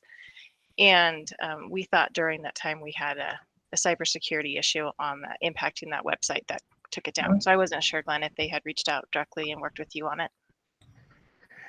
No, I did not. But one other thing was brought up in the chat earlier today was a thought of a program on iPause. And I know it was used extensively from Larimer County to notify some folks of some evacuations and other counties. If you want some assistance with a presentation on that, I can certainly help with that. I'm the coordinator for the state with the iPause program, so I'm happy to help where I can. Yeah, that we had some interesting dialogue about iPause when I was sending those out. It is a scary moment when you hit send knowing what you're sending out, but yeah, I agree 100%. It's a spooky moment, and anticipate getting more of those coming up as the governor moves toward some additional reminders of restrictions and things like that. So when we have to hit those statewide, it brings in a whole new element of anxiety. Yeah, definitely. Okay, great. Well, thank you, Glenn. And I just want to make a quick joke about Glenn saying he wouldn't go into too much depth. I have to wonder if that was on purpose. Haha. Oh, Oh man, that was painful. Painful. I approve. That was good, Daryl. All right. Next up is the Division of Fire Prevention and Control report. Monica. Thanks, Vicki. We have, obviously at my last reporting, I shared that our final report went to the legislature, but the committee also just finished building some fact sheets, and I attached the link to those fact sheets to this document. So be sure and go on there and look at those. If you want me to send them to you separately, I chose to do the link because some of you don't dispatch for fire services. If you want me to send them to you separately, please don't hesitate to send me an email and I'll get those to you. There will be some fire-related legislation based on our recommendation to the governor or to the legislature and ultimately to the governor this year, especially in light of the fire disaster that this season was. And I think they're asking for several $1 million. So we'll see how that all plays out.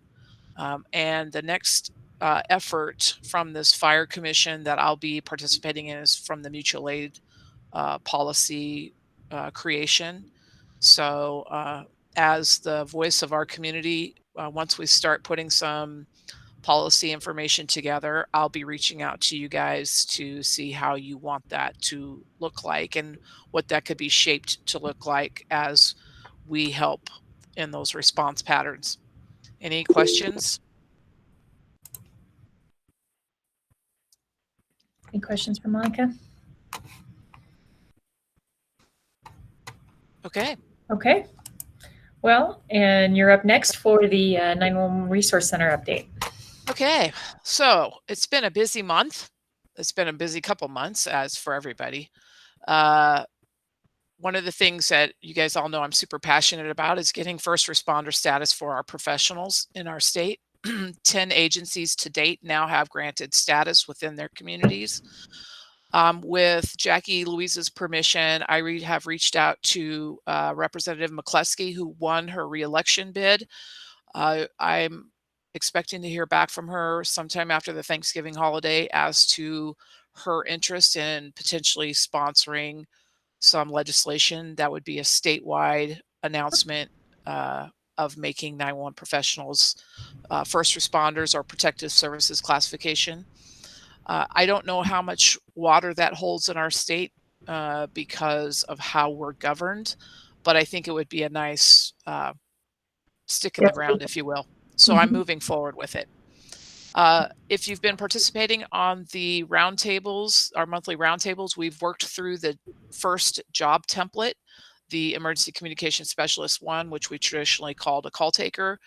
And our December 3rd meeting, we'll be working through the dispatcher or ECS2 and the combined job description.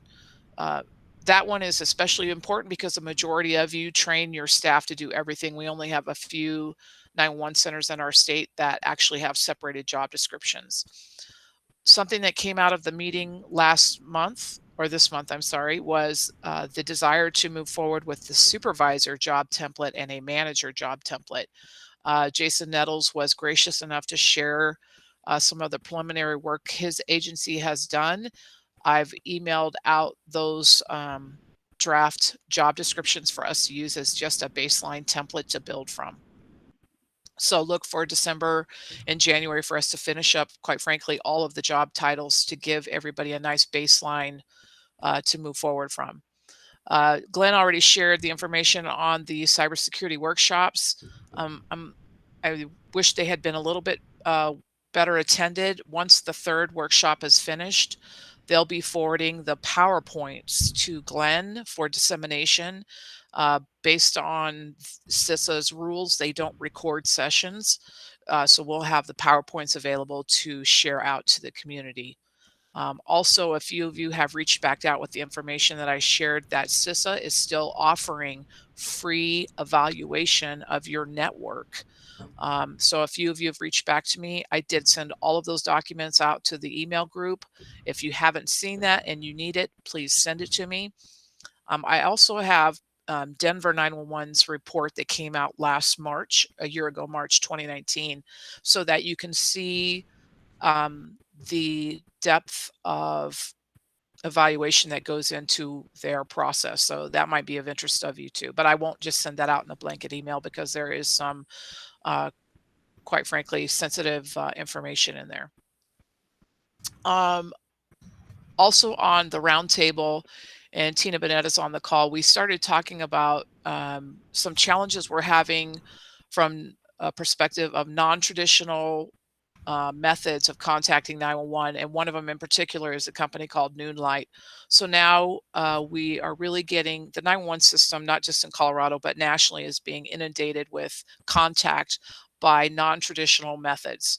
The 100, 200 apps that have been developed for personal protection, home safety, every kind of thing you can imagine are now finding their way into 911. And Nina is trying to coordinate some very specific information related to how these calls are challenging us. And I've listed the bullet points here.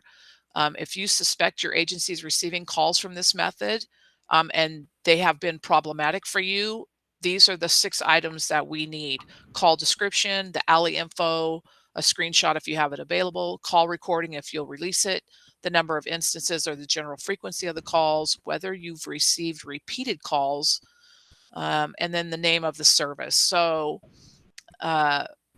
if you could get that information to me, the Government Affairs Director, Dan Henry, is putting together another document to present to the FCC about how these organizations are impacting 911. So any questions about that? Nothing heard. So during the East Troublesome Fire, I was contact Pam's on the phone. We had some challenges contacting our state TERC coordinator, but between Pam and myself, we worked closely with, again, Jason Nettles. Huge shout out to the assistance he provided to Grand County. Jeff, I'm going to say his name wrong. The gentleman that's in charge of Grand County, I'm sure is not on this call. He's a busy lieutenant. We were able to give him a TERT deployment. We're also going to do an after action report that I'll share out because there were some bumps in the roads, as you can imagine, from communication. So look for that to be coming in the near future. And next to come out of the Resource Center is some wellness initiatives or wellness programs that are really being deployed across the country, and something that I think some of our agencies here in Colorado can benefit from. I was hoping to maybe get those out in December, but I think with all of the job descriptions and such being the final push for the end of the year, I will save those to January. And that's what I have, Miss Vicki. Great. Any other questions for Miss Monica? Hey, Monica, this is Jackie. Yes, ma'am. I was just curious on these third-party providers that are coming into 911. are they actually coming in on the 911 without any anti-alley? Are they like bypassing the system? Do you know? Tina Bennett, are you still on the call? One of the go ahead, Tina, I'm sorry. Oh, sorry. So they are presenting on both 911 and also our 10-digit line, depending on the type of call. So really the only direction that they have at this point is that if from their perspective, it's a verified alarm, i.e. they're in contact with the user, and that can be as minimally as text messaging back and forth, then they have the ability to come in on 911. So we've experienced calls on both methods. They are presenting with the anti-alley information. That's presenting as the call center, so it's not presenting as the user. However, we have not experienced this yet, but I have heard that other PSAPs have experienced a web link or URL actually being presented in the alley, and so that's very concerning. But when the calls are coming in, the operator from the company has on multiple occasions instructed our call taker to launch a URL to see the physical location of the user. We have implemented policy restricting our personnel from launching URLs that have not been vetted. And so we're trying to create some control over that, but obviously that presents a cybersecurity issue as well. So they are coming in both methods, but no two calls seem to look alike at this point. So that's why it's so important for us to gather that data.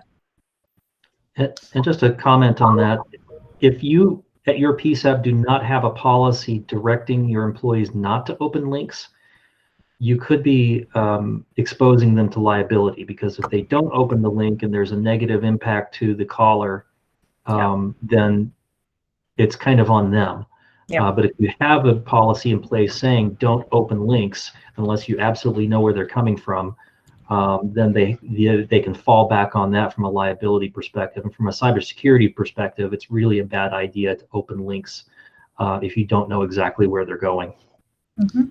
And just to remind the group, Daryl and Vicki, if you don't mind, Tina very graciously shared her agency's new policy that she evolved out of her experience with these third parties, and I've shared that too across our community. So, and that's on the Resource Center website?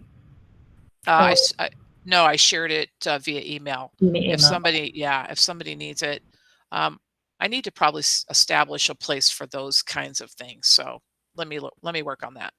Okay. Thank you for the further detail. For sure. Thank you. Anything else for Monica? Okay. So I don't see that we have anything on the agenda for old business. I guess we're moving on to new business. First up is the area code change considerations, 10-digit dialing Lumen.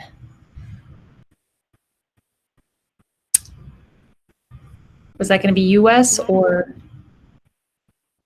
This is Daryl. It's been a while since I've talked to anybody from Lumen about this, but I was hoping somebody could talk about the efforts that Lumen is going to have to go through to update the area codes for 2022, because there is an area code change that's being going to be implemented, as well as 10-digit dialing statewide to accommodate the implementation of the 988 crisis intervention hotline number.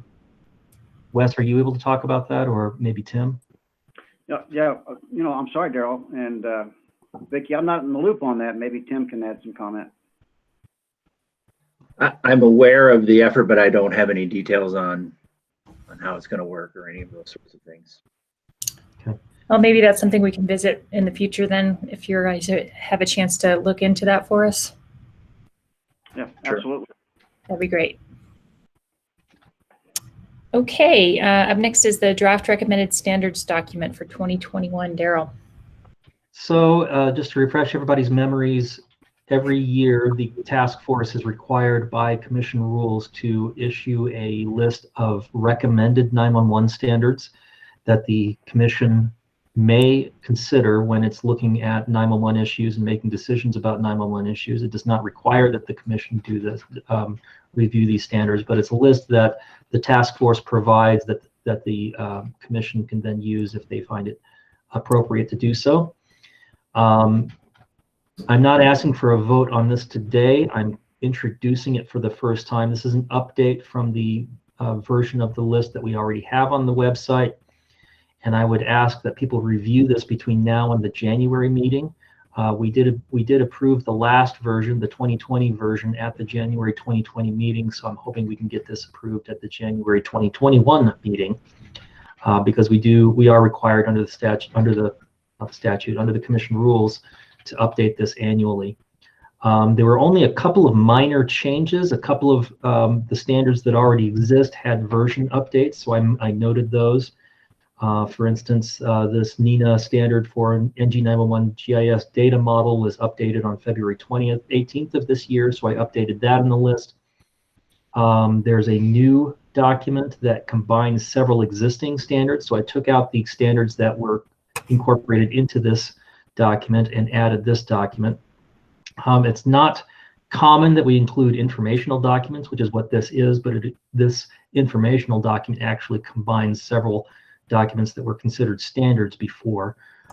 So take a look at that and see if anybody has any objection to me including that in the list. And other than that, I know that Intrado has its own standards experts that actually participate in the development of a lot of these standards. I don't know if Lumen does, but Lumen is also welcome to provide comments. And I know Tom Guthrie with RapidSOS has contributed to this in the past as well. So I would ask those organizations to share this with their internal experts, as well as any of the 911 authority representatives. If you have some thoughts on what standards should be in this list and what standards shouldn't, I would be happy to consider those and incorporate those so that we can discuss them in January. Okay. That's all I have on that. Great. Up next, we've got the VRS demo and access to information for persons with accessibility requirements. Matt Reckles. And Matt, if you want to, if you're doing a demo, you can present your screen by clicking down at the bottom right where it says Present Now.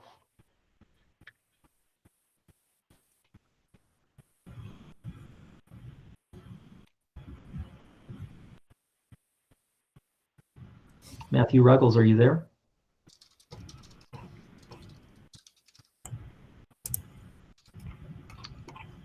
Maybe we can go on and come back to him. Yeah. Okay. All right. Next up is the future meeting schedule and format. Daryl. So usually at the November meeting, we decide if we want to keep the every 2-month schedule that we have had for the last, I want to say 3 or 4 years. It's been a long time since we started using this schedule. And we also pick tentative meeting locations. I think I want to handle those two things separately. So the first thing I want to ask is everybody comfortable with continuing the every 2 months? This would be the odd month on the second Thursday, like we are right now. So on odd months on the second Thursday, we would have our task force meeting, or if anybody wants to consider a different frequency or different day to have our meetings on. I feel like the schedule works for me, and the frequency is good. Anybody want to chime in to the opposite? So I can either call you back or email you. Daryl Pratt says in chat that he likes the current schedule. I think everybody's so used to it now that if we change it, we're gonna, I mean, look at our participation rate. I recognize it's because we're virtual, but still, it's fantastic. Good. All right. Looks like we've got several people saying they like the current schedule. And then on meeting locations, I have been told for sure that I'm going to be required to work remotely and discouraged from going to meetings, if not outright prohibited from going to meetings as a state employee, at least until sometime in January. With the current COVID stats the way they are, Yes, that is Smurf Village. Thank you, Tina, for noticing. With the COVID stats the way they currently are, I don't know that we're going to be having in-person meetings even starting in January. So my suggestion would be that we not schedule meeting locations at this time, keep it virtual, and then if the situation changes, we can revisit that at some point next year. Perhaps we should be positive and schedule them, and then just until they get the vaccines out and all that stuff, just, cancel them as we need to or convert them to virtual as we need to. We could do that. My only comment on that would be that it creates additional work that, by putting the meeting locations in and having people prepare to have meetings at their locations, when chances are pretty good, at least for January and possibly March, that we will not be having in-person meetings. And I don't know that anybody knows when their lockdown is going to end and when they could step forward to accept a meeting. Yeah. I'd like to offer that this is an opportunity for us to really evaluate the effectiveness of this type of meeting and the time that it saves us in travel and expenses. We may find that this is truly a productive way to facilitate meetings moving forward. So I think we should keep our minds open to that.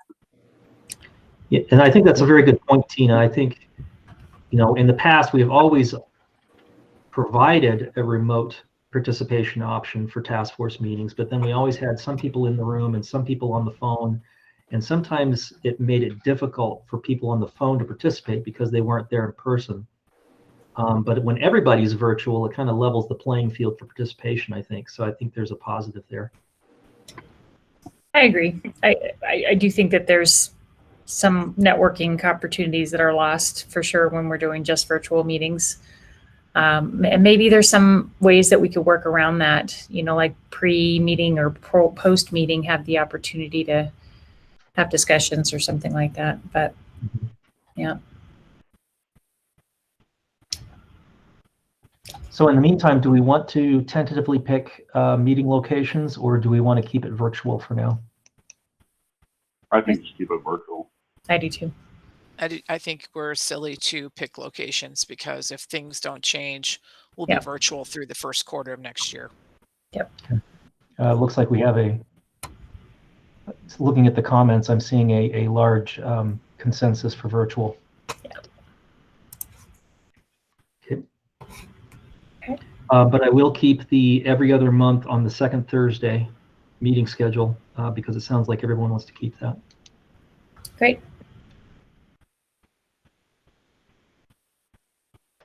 Scott asked if we can do themed backgrounds. Backgrounds, I like it. An underwater theme or a space theme. That's a good idea. Okay, so up on the agenda, and we are almost on time. We have open discussion. Is there any items for open discussion anybody would like to bring up? So Holly just made a comment in the chat, I think is one to look at. It says, I would recommend that the task force actually hire an interpreter for these meetings rather than deaf participants connecting via VRS, but I will defer that to Matthew or Luke.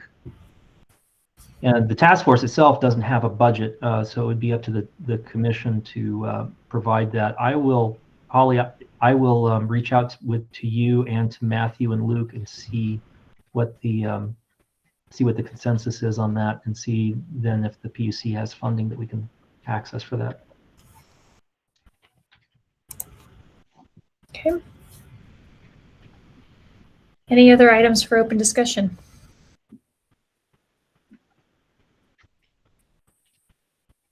Okay, well, up next is adjournment and our lunch presentation. From on the FirstNet update. So do we want to take a 15-minute break for grab lunch and come back? So 12, well, I'm actually looking at the wrong clock. So like 12:15, everybody come back for the presentation? Yeah, that'll work. Kim Coleman, are you on the line?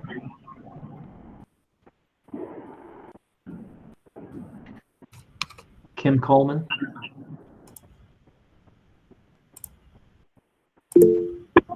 Yep, she's on the line. Okay. So Kim, just to make sure you heard, we're going to come back at 12:15. Yep, and this is Matthew. Matthew? Sorry to interject here. Sure, go ahead. Yes, hi there. Hello, this is Matthew. I just have a quick comment to make if I could. So I'm very happy that Holly did bring up the issue about the interpreter because we have been using VRS thus far, and I use ZVRS, and it goes really rather smoothly to be able to watch the interpreter and see the presentation on the screen. I do have a picture I can show you so you have an idea of how I've been participating in the meeting, so I can go ahead and share that image with you now. Sure, and if I can comment, we skipped over you, Matt, because we didn't hear anything right away when we got to your item on the agenda. But if you want to do the demo that you had planned for today, now would be a good time, I think. If Vicky's okay with that. And really, it's just a quick picture that I have to share with you is all. Okay. And again, this is Matthew. So you can present that. If you go down to the bottom of your screen, Matt, you can click where it says Present Now on the bottom right.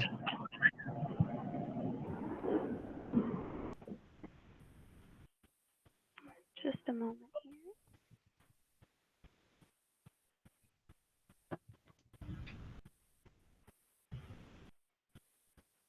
Are you able to see what I've shared? Not yet. Not yet. Mm-mm. You don't see the picture that I have up yet? No. No, so when you click Present Now, the best thing to do is click, it says a window, and then you have to pick which window you want to present.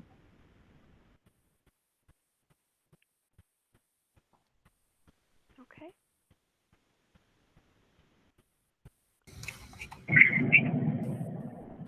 Daryl, while they're getting set up, this is Monica Aiken. I just wanted to take a minute to let you know that I have been attending. I apologize I couldn't get off mute earlier. Okay, thank you, Monica. Thank Great. you. Okay, now we can see the picture. Okay, you can see the picture. Very good. So that's a picture just demonstrating how I'm using VRS. Okay. I can see the interpreter very clearly, and then I also have capability for captioning underneath the Google screen, so I'm able to access both captioning and the interpreter service. So that was So are you all I wanted Matthew, to share. Matthew, this is Daryl. Are you watching the Google Meet on a separate screen? That is correct, yes. So that it looks like that works nicely. Okay. Yeah. Okay. All right, so 12:15. Take that off. So. All right, so we will adjourn for 15 minutes, grab some lunch, and come back for the FirstNet update from Kim Coleman. Thanks, everybody. See everybody in a few. All right, thank you. Thanks.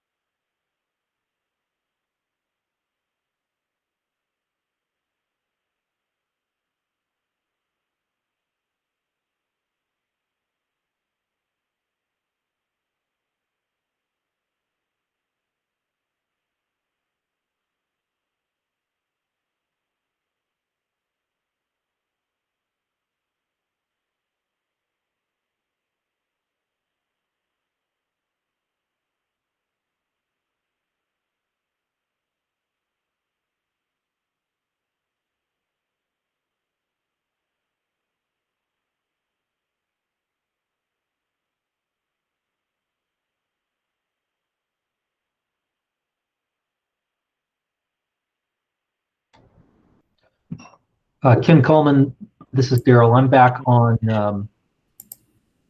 on headphones, so if you need any help getting your microphone to work. Can you hear me? Yep. Okay. Can you Can see you? me? Yep. Okay, because I can't see me, so I'm trying to figure out how I can see. Oh, there What I I am. like to do is I like to put my Google Meet screen in a separate window from what I'm presenting. That way I Yep. can see both. Okay. Trying to see if into screen. There we go. Ah, okay. Okay. Thank you, Daryl.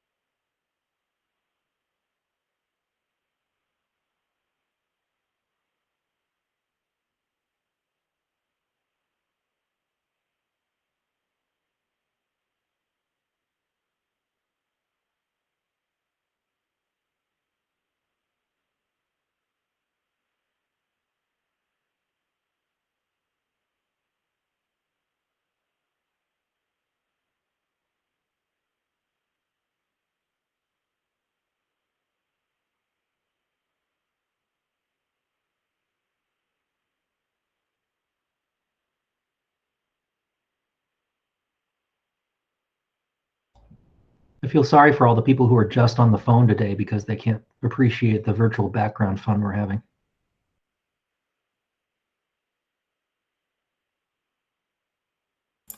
Those are definitely a great improvement to the meeting world we found ourselves in. I like that skull, Daryl. That's cool.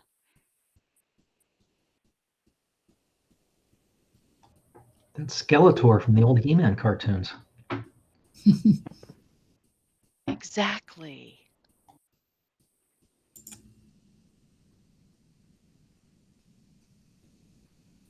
That's why everything nostalgic is so popular this year. We're all just trying to find something that brings us some level of comfort. Tina Bonetta, I love you, sister. But as soon as you said that we're just going to meet virtually from here on out, you just about took the bottom out of my world. Just so you know. I didn't mean to hurt you. I think it's going to change the paradigm for a lot of these things, but I will say that I miss seeing you guys face to face and the interaction and the networking for sure. Well, one of the One of the issues that I always had with doing both in-person and virtual at every meeting is we'd meet somewhere and I'd have to navigate whatever meeting equipment they had, which was always stressful. Even if we got there before, there were always changes by the time we got back to that same meeting location. Getting the video and the audio to always work. I would say the audio quality was sketchy a lot of times, for sure. Yep.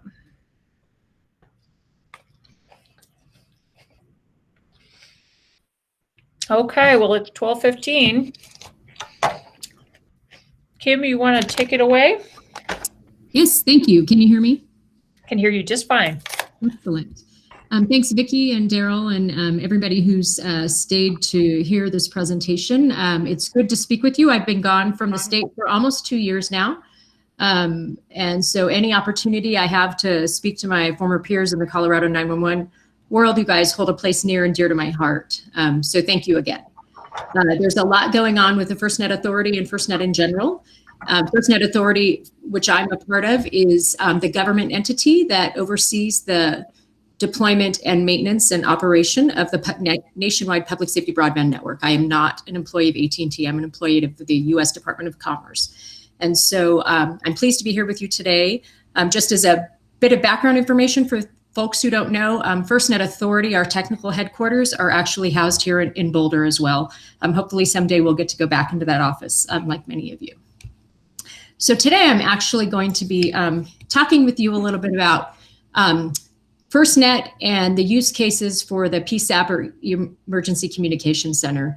But before I step into a couple of those use cases, I wanted to just give a very high-level refresher of the FirstNet journey. As you all remember, after the 9/11 attacks in 2004, the 9/11 Commission, the final recommendation there was a national radio spectrum for public safety purposes. And so in the subsequent years, Public Safety united pretty powerfully to advocate at Congress, and in 2012, the FirstNet Authority was established and the Band 14 spectrum was designated specifically for the nationwide public safety broadband network. Then in the ensuing years, from 2016 really until the end of 2017, FirstNet Authority worked with states and the territories and the District of Columbia to do outreach and consultation about what that network should be. The FirstNet Authority completed an RFP process and they awarded that network contract to AT&T. And then beginning in 2018 and 2019, AT&T worked on deploying that network. That network is deployed across all 56 states and territories, including a significant rollout of the Band 14 spectrum. And so in 2020 and beyond, you're probably going, okay, great. The FirstNet Authority, they're responsible for overseeing that contract, but what are you doing for public safety? And in that specific legislation, it calls out, it mandates actually that the FirstNet Authority as the government entity continue to engage and collaborate with public safety and industry, and to ensure that the network evolves and meets public safety needs over the full 25 years that are mandated in the legislation to date. And so I'm going to talk with you a little bit about how we're doing that as well. So we've issued what's called a roadmap, and that roadmap was first issued in 2019, and it's designed to guide the growth, evolution, and advancement of FirstNet, the network itself. It was developed with input from public safety, industry, and government, and our network contractor, AT&T, and it provides a view of public safety's operational needs and technology trends for mobile broadband communications over the next 5 years. This roadmap is really meant to be a 5-year view of where we think technology is going and where we think that our FirstNet Authority funding should be reinvested into the network to support public safety operations. We developed that roadmap in coordination with public safety through a nationwide engagement effort. We've held in 2019, or the first half of 2019, more than 600 engagements to collect feedback from the broader public safety community about first responders' operational needs. And we want to ensure that the network evolves with new technologies.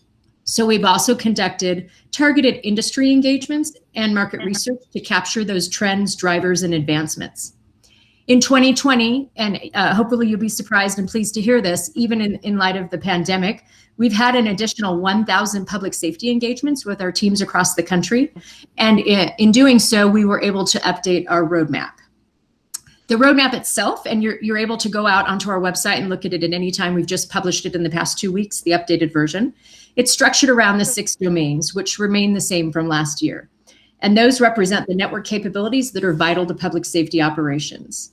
And so these domains, as we investigate and understand the capabilities they provide, it will help us, the authority, prioritize our programs, resources, investments, and partnership activities. And so quickly, you can see on the infographic there, we have the core, which is the central switching and connectivity system that enables 4G and 5G. In the past year, our board has begun the investment into making that core 5G capable for public safety in the future. Coverage, you know, at FirstNet, we say coverage is table stakes. If we don't have coverage, you have no interest in using the network, you being public safety. So we look at radio frequency signal transmission to devices via towers, deployables, and in-building systems within that domain.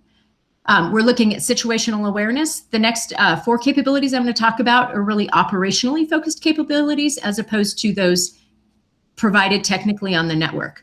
So in situational awareness, we're looking at the tools and capabilities that provide public safety with the real-time information you need to support operations. In voice communications, we're looking at all national public safety broadband network-based voice and mission-critical communications, and really understand our focus is evolving the network to support robust mission-critical voice, data, and video capabilities. We're looking at secure information exchange, which addresses the management, access, analysis, and security of public safety data. And then we're also looking at the user experience on the network. So how first responders touch and interact with the FirstNet network is really key, because if it's not useful and it impedes their operations, it's of no benefit to them. Here's quickly a graphic on where the network is in terms of adoption by public safety. I'm not going to actually spend a lot of time on this. It's publicly available. AT&T updates it quarterly. Note a couple of things that are pretty important. We have 72 dedicated deployable assets, and those assets in 2019 alone were called out over 450 times across the country for planned and emergency events. That number will be higher in 2020. And today there is about 80% band 14 coverage in terms of the deployment that AT&T committed to in the course of the contract across the nation. There's over 14,000 public safety agencies and organizations using the network, and they have about 1.7 million connections. A connection is a device. It doesn't represent a person. There may be multiple devices associated with a public safety user.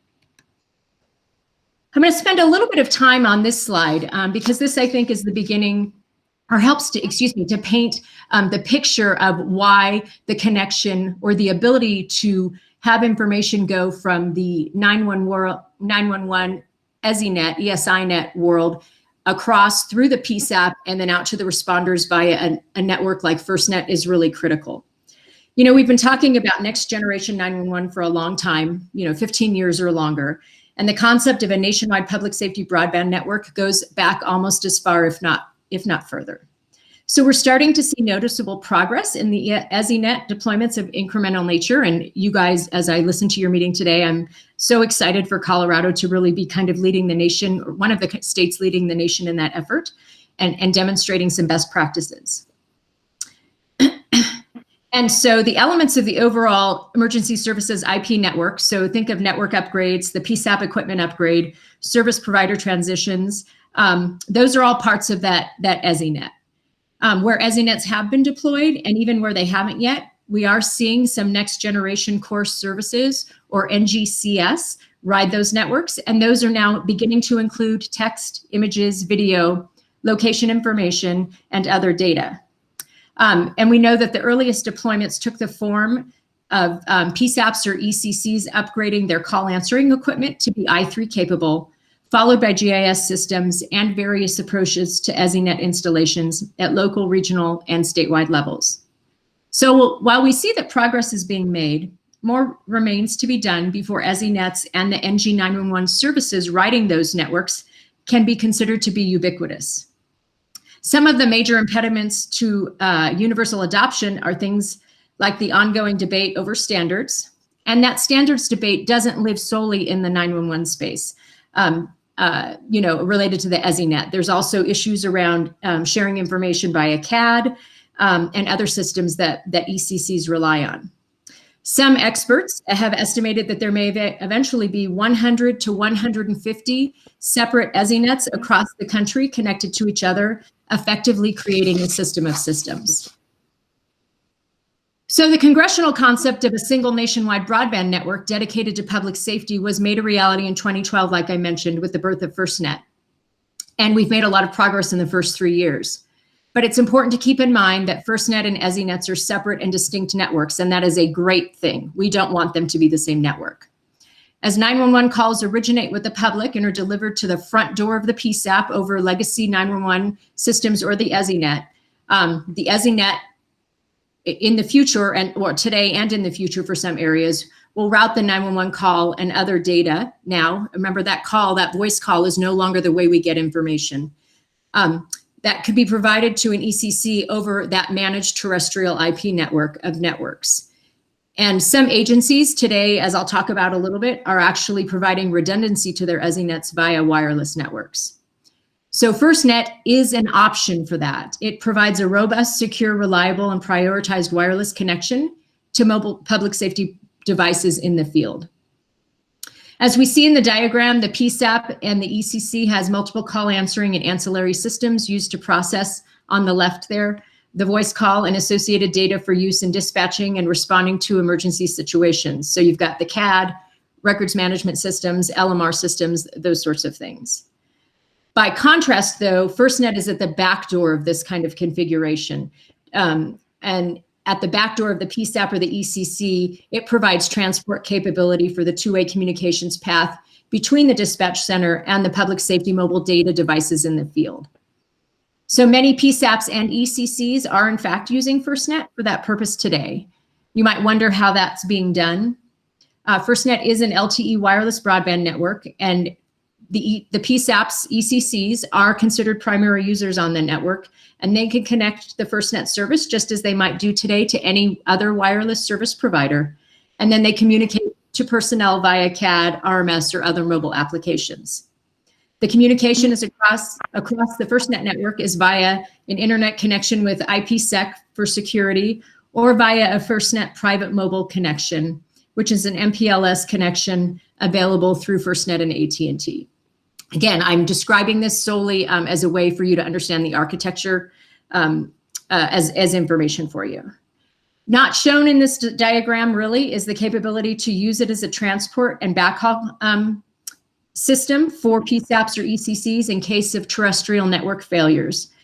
Some are doing that today. I'll talk about that in just a moment. And if you have an interest in more information, we have regional advisors across the country who can provide you more direction about who could help you understand the architecture that would be available for your PSAP. There's my little graphic, sorry. So now, really, frankly, what I think you'll be most interested in are some use cases that I'd like to touch on. The first is Fulton County, Georgia, their E911 center. When COVID, the pandemic began to escalate, Fulton County activated a temporary backup emergency communication center at an offsite location away from downtown Atlanta. That backup facility allowed for separating shifts and personnel for physical distancing, and offered an alternate location if their primary center required medical decontamination, which it did. Although Fulton County does not have a permanent backup site, they have agreements in place to use other county facilities and have dedicated equipment that can be transported and quickly activated for call taking and dispatching. They have portable equipment that includes access to CADS systems, a 911 telephone system, fire station alerting, and mobile radio control stations. The county's primary phone system is a voice over IP with connectivity to the county's network, plus a cache of FirstNet mobile devices for additional communications capabilities. Fulton County's standby facility and equipment, it was the same used during Super Bowl 53. It's been used on multiple occasions during the pandemic. In fact, their primary center twice required a complete decontamination and cleaning. And the oncoming shift personnel were directed to report to the backup site for up to 5 days until the primary site was operational again. For Collier County, Florida, and the Sheriff's Office there with Next Generation 911, their TERP program took on even more promise. They were upgrading, they're preparing for this capability in the future. Before their county fair closed down earlier this year, the sheriff's office had planned an exercise with pre-planning and the right technology to transfer non-emergency calls from the fair in Naples to their dispatchers located at the Charleston County Consolidated 911 Center in South Carolina, so across the state lines. The calls were transferred or would have been transferred from Collier County to Charleston over the Vesta 911 call handling system. And the remote dispatchers would have processed the call, entered it into a cloud-based rapid deploy CAD, and then used a push-to-talk or an e-push-to-talk service to dispatch responders at the fairgrounds. And they would have accessed the systems via FirstNet connection provided by a deployable. And all of this would have occurred remotely with assistance from that Charleston County Dispatch workstation. So these are just two two initial pandemic, well, let me take that back. Collier County was going to be, in light of the pandemic, that they weren't able to complete that deployment and that use case because of the pandemic, but Fulton County has been using FirstNet as it relates to their backup capabilities. The next two I'm going to go over, we actually have, if you have interest, we have links on our website to both of these use cases, and we've done a deeper dive discussion of both of these. The first being the city of Alexandria, Virginia. And so I'm going to talk a little bit about how these specific use cases are pretty powerful examples of the FirstNet network providing that connectivity and really providing deployments within the ECC employees or the dispatchers and call takers' homes. So in the city of Alexandria, Virginia, they've used hotspots and smartphones powered by FirstNet. And the 911 dispatchers are taking calls and handling CAD operations from their homes and remote communications. And you see that quote there from Renee Gordon, that they didn't want to rely on people's home internet because they know they can lose connectivity, and they found that they haven't lost connectivity with FirstNet because of the priority services that it provides to first responders.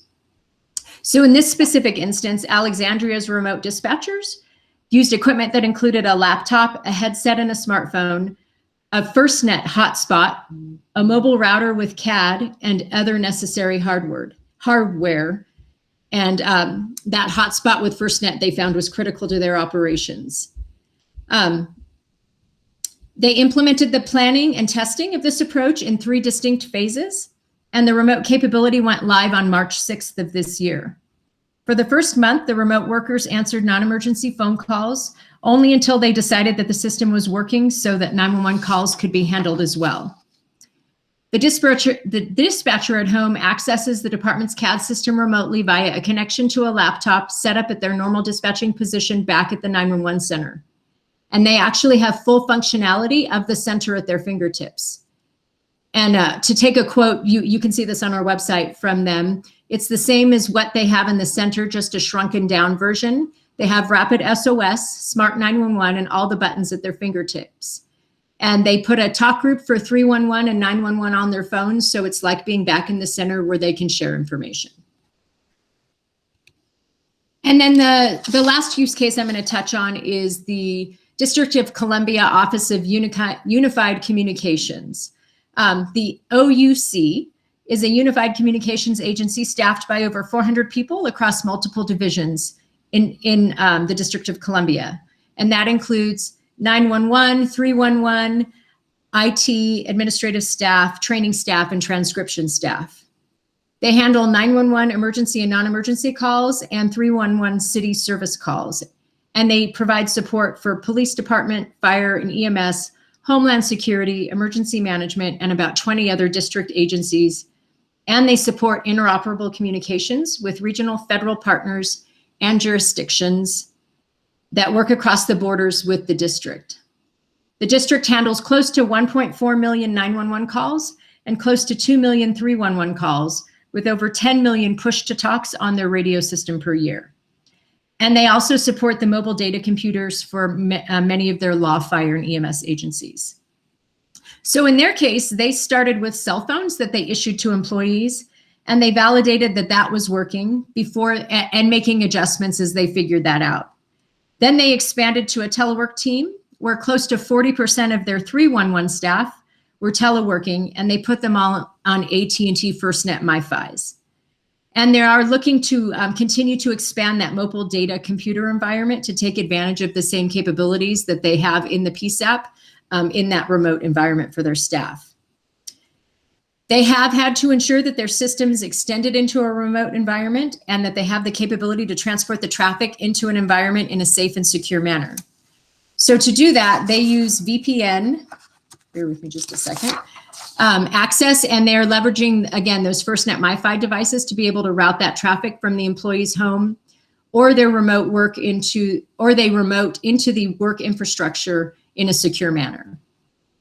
And excuse me, like I said, on our website, we actually have, this one is a video and a discussion with some of the stakeholders from OUC about how they provided that capability.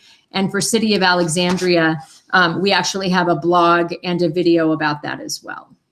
And then I'll also share, really pleased that in the past year, Karima Holmes, who is the director of the DC OUC, has been appointed to the FirstNet Authority Board. And so that was significant because that was the first time ECC representation was officially on the FirstNet board.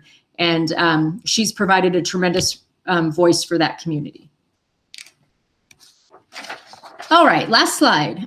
So what are we doing, the FirstNet Authority, with the ECC community this year and into the future?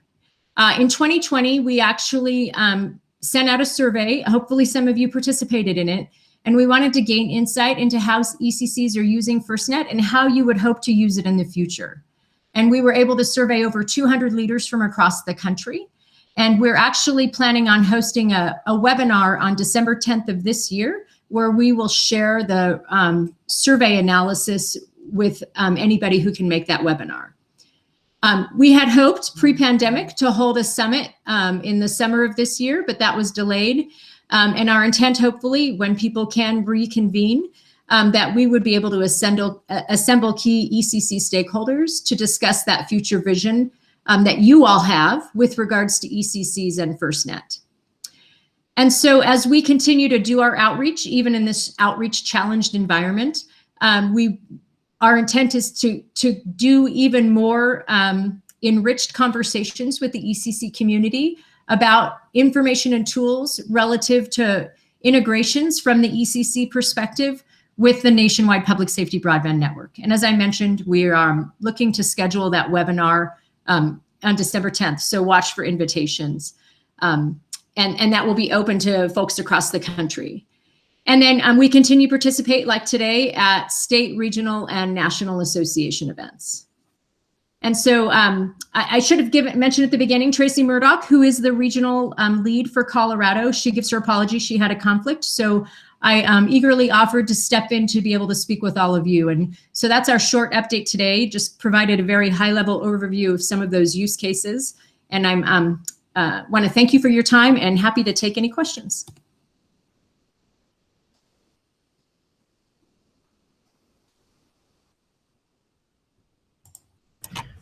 Well, so Kim, this is Vicki from my perspective. I mean, this is so relevant right now, right? What we're talking about, the challenges that we're having with the pandemic and trying to figure out alternative ways that we can handle this stuff. How long of a process was it, for example, with Alexandria to get that going for them so that they could do some of the remote call handling and that kind of stuff?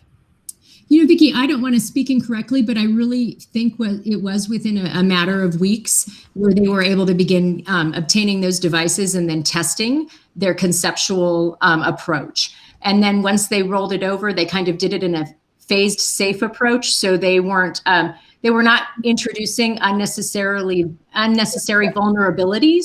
You know, they ensured that it was kind of good and solid with their non-emergency calls. And then they eventually transition their 911 calls over as well.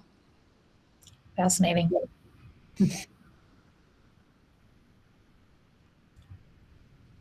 Any questions for Kim?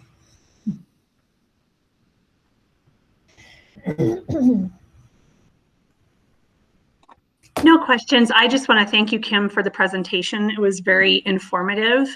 And I'm particularly interested in seeing like the flow chart that you had shared, reference like how the calls come in. I anticipate a day where FirstNet will be introduced into that flow chart prior to 911. I see the evolution coming in terms of the potential for facilitating remote call taking in the, following in the footsteps of Alexandria, Virginia, and what they were able to accomplish using FirstNet this year for 311 and 911. So I look forward to those possibilities kind of manifesting themselves here in Colorado, and I'm anxious to watch this evolve. So thank you so much. Absolutely. Thank you, Tina. And again, I will be sure, I failed to include the links on the PDF that I shared with Daryl, but I'll ensure that I send out the links to those 2 use cases on the website, and you all can go out and see the content that was produced around that. And if you have any interest, we're happy to provide contacts to those agencies. If you want to, independent of FirstNet and AT&T, if you want to talk to the agencies themselves. So. I'll note on the webinar, we will have some of those agency representatives speaking on their use cases specifically too. Looks like we've got a question on the chat. Were you going to do that? I was going to say something, Vicki, but Go ahead. It's your role. Maybe you can pose the question, because I have a follow-on question that relates to what Mandy posted. Because I already knew what Karima was doing, and I knew what Alexandria was doing as far as having them utilizing the FirstNet solution as their remote so that they could work remotely. But in the parts of our state, specifically where we have little to no AT&T infrastructure, I was advised that it would not work here at all. And I think Mandy pointed that out. It's only going to work for Colorado in our urban population areas, because I don't believe AT&T's plan to build out the architecture is 5, 10, 15 years down the road. Am I misspeaking, Kim? So Monica, as I mentioned earlier in the call, coverage is table stakes. You're 100% right. If the coverage doesn't exist, the capability can't exist for the PSAP. What I would propose, and Mandy, I would say if your AT&T consultant who is out there hasn't offered, the ability exists not only through the Colorado Broadband Office, but as customers of the agency or as AT&T customers, agencies that are customers, for you to ask your AT&T contact to show you the coverage in your area, not only what exists today, but what is planned in the long term. Remember, there's about 2 more years in the network build out. And I don't have the statistic in front of me, but Colorado is not completely built out, not only from a band 14 perspective, but from an overall network perspective in terms of what AT&T promised to augment the network. There were a number of sites promised to the state of Colorado in that opt-in process as well. So understand that there's about a little over, well, actually, I think it's 3 years actually from AT&T's perspective to continue to augment that coverage. And then there's also the intent for the FirstNet Authority to look at how coverage could or should be augmented with our reinvestment dollars in subsequent years. And so until, to answer your question, Monica, until that capability exists, yes, it would be not prudent to rely on wireless capabilities that are not enough to support your community. But I would also say that you need to, speaking with my old Colorado hat on, sorry, you need to kind of hold your AT&T folks accountable. They will share that coverage information with you, and it's okay to ask them. And it's okay to ask them what they plan to provide in the coming years, so you can understand, and they understand that that's a capability, Mandy, you want to build to. And thank you for that, Kim. I just wanted to, obviously the trend in our space is cloud-based everything. And as many of us have seen, especially under the current circumstances of the pandemic, having an opportunity for your folks to work remotely would really mitigate a lot of the challenges that even some of you are facing right now today with some of the rise in cases. But in our rural parts of the state where we don't have a lot of infrastructure, that's going to be exceedingly difficult until we get more architecture out in our hinterlands, or even Grand Junction is not what I would consider a hinterland, but we still don't have the infrastructure out here to support that kind of effort. But anyway, take that all into consideration. Thank you, Kim. It was a good presentation.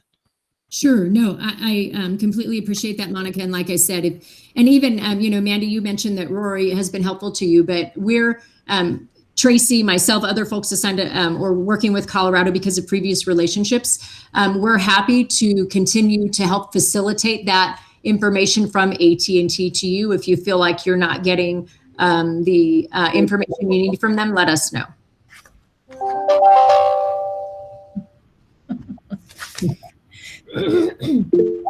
Well, I thought that was very informative. I really appreciate your time, Kim. Thank you, Vicki. Yeah. Real quick, Kim, I just shot you an email. This is Monica again. If you could send me the link for the webinar, then I can also populate it out on the Resource Center and to our folks here in Colorado. Yes, absolutely. We're finalizing the invitation. I hope to have that out to you guys here in the next week or so. I'm expecting so. But save the date, December 10th. Okay. And just so everyone knows, the slide deck from Kim's presentation today is in the meeting folder for today. Great. Great. Thank you.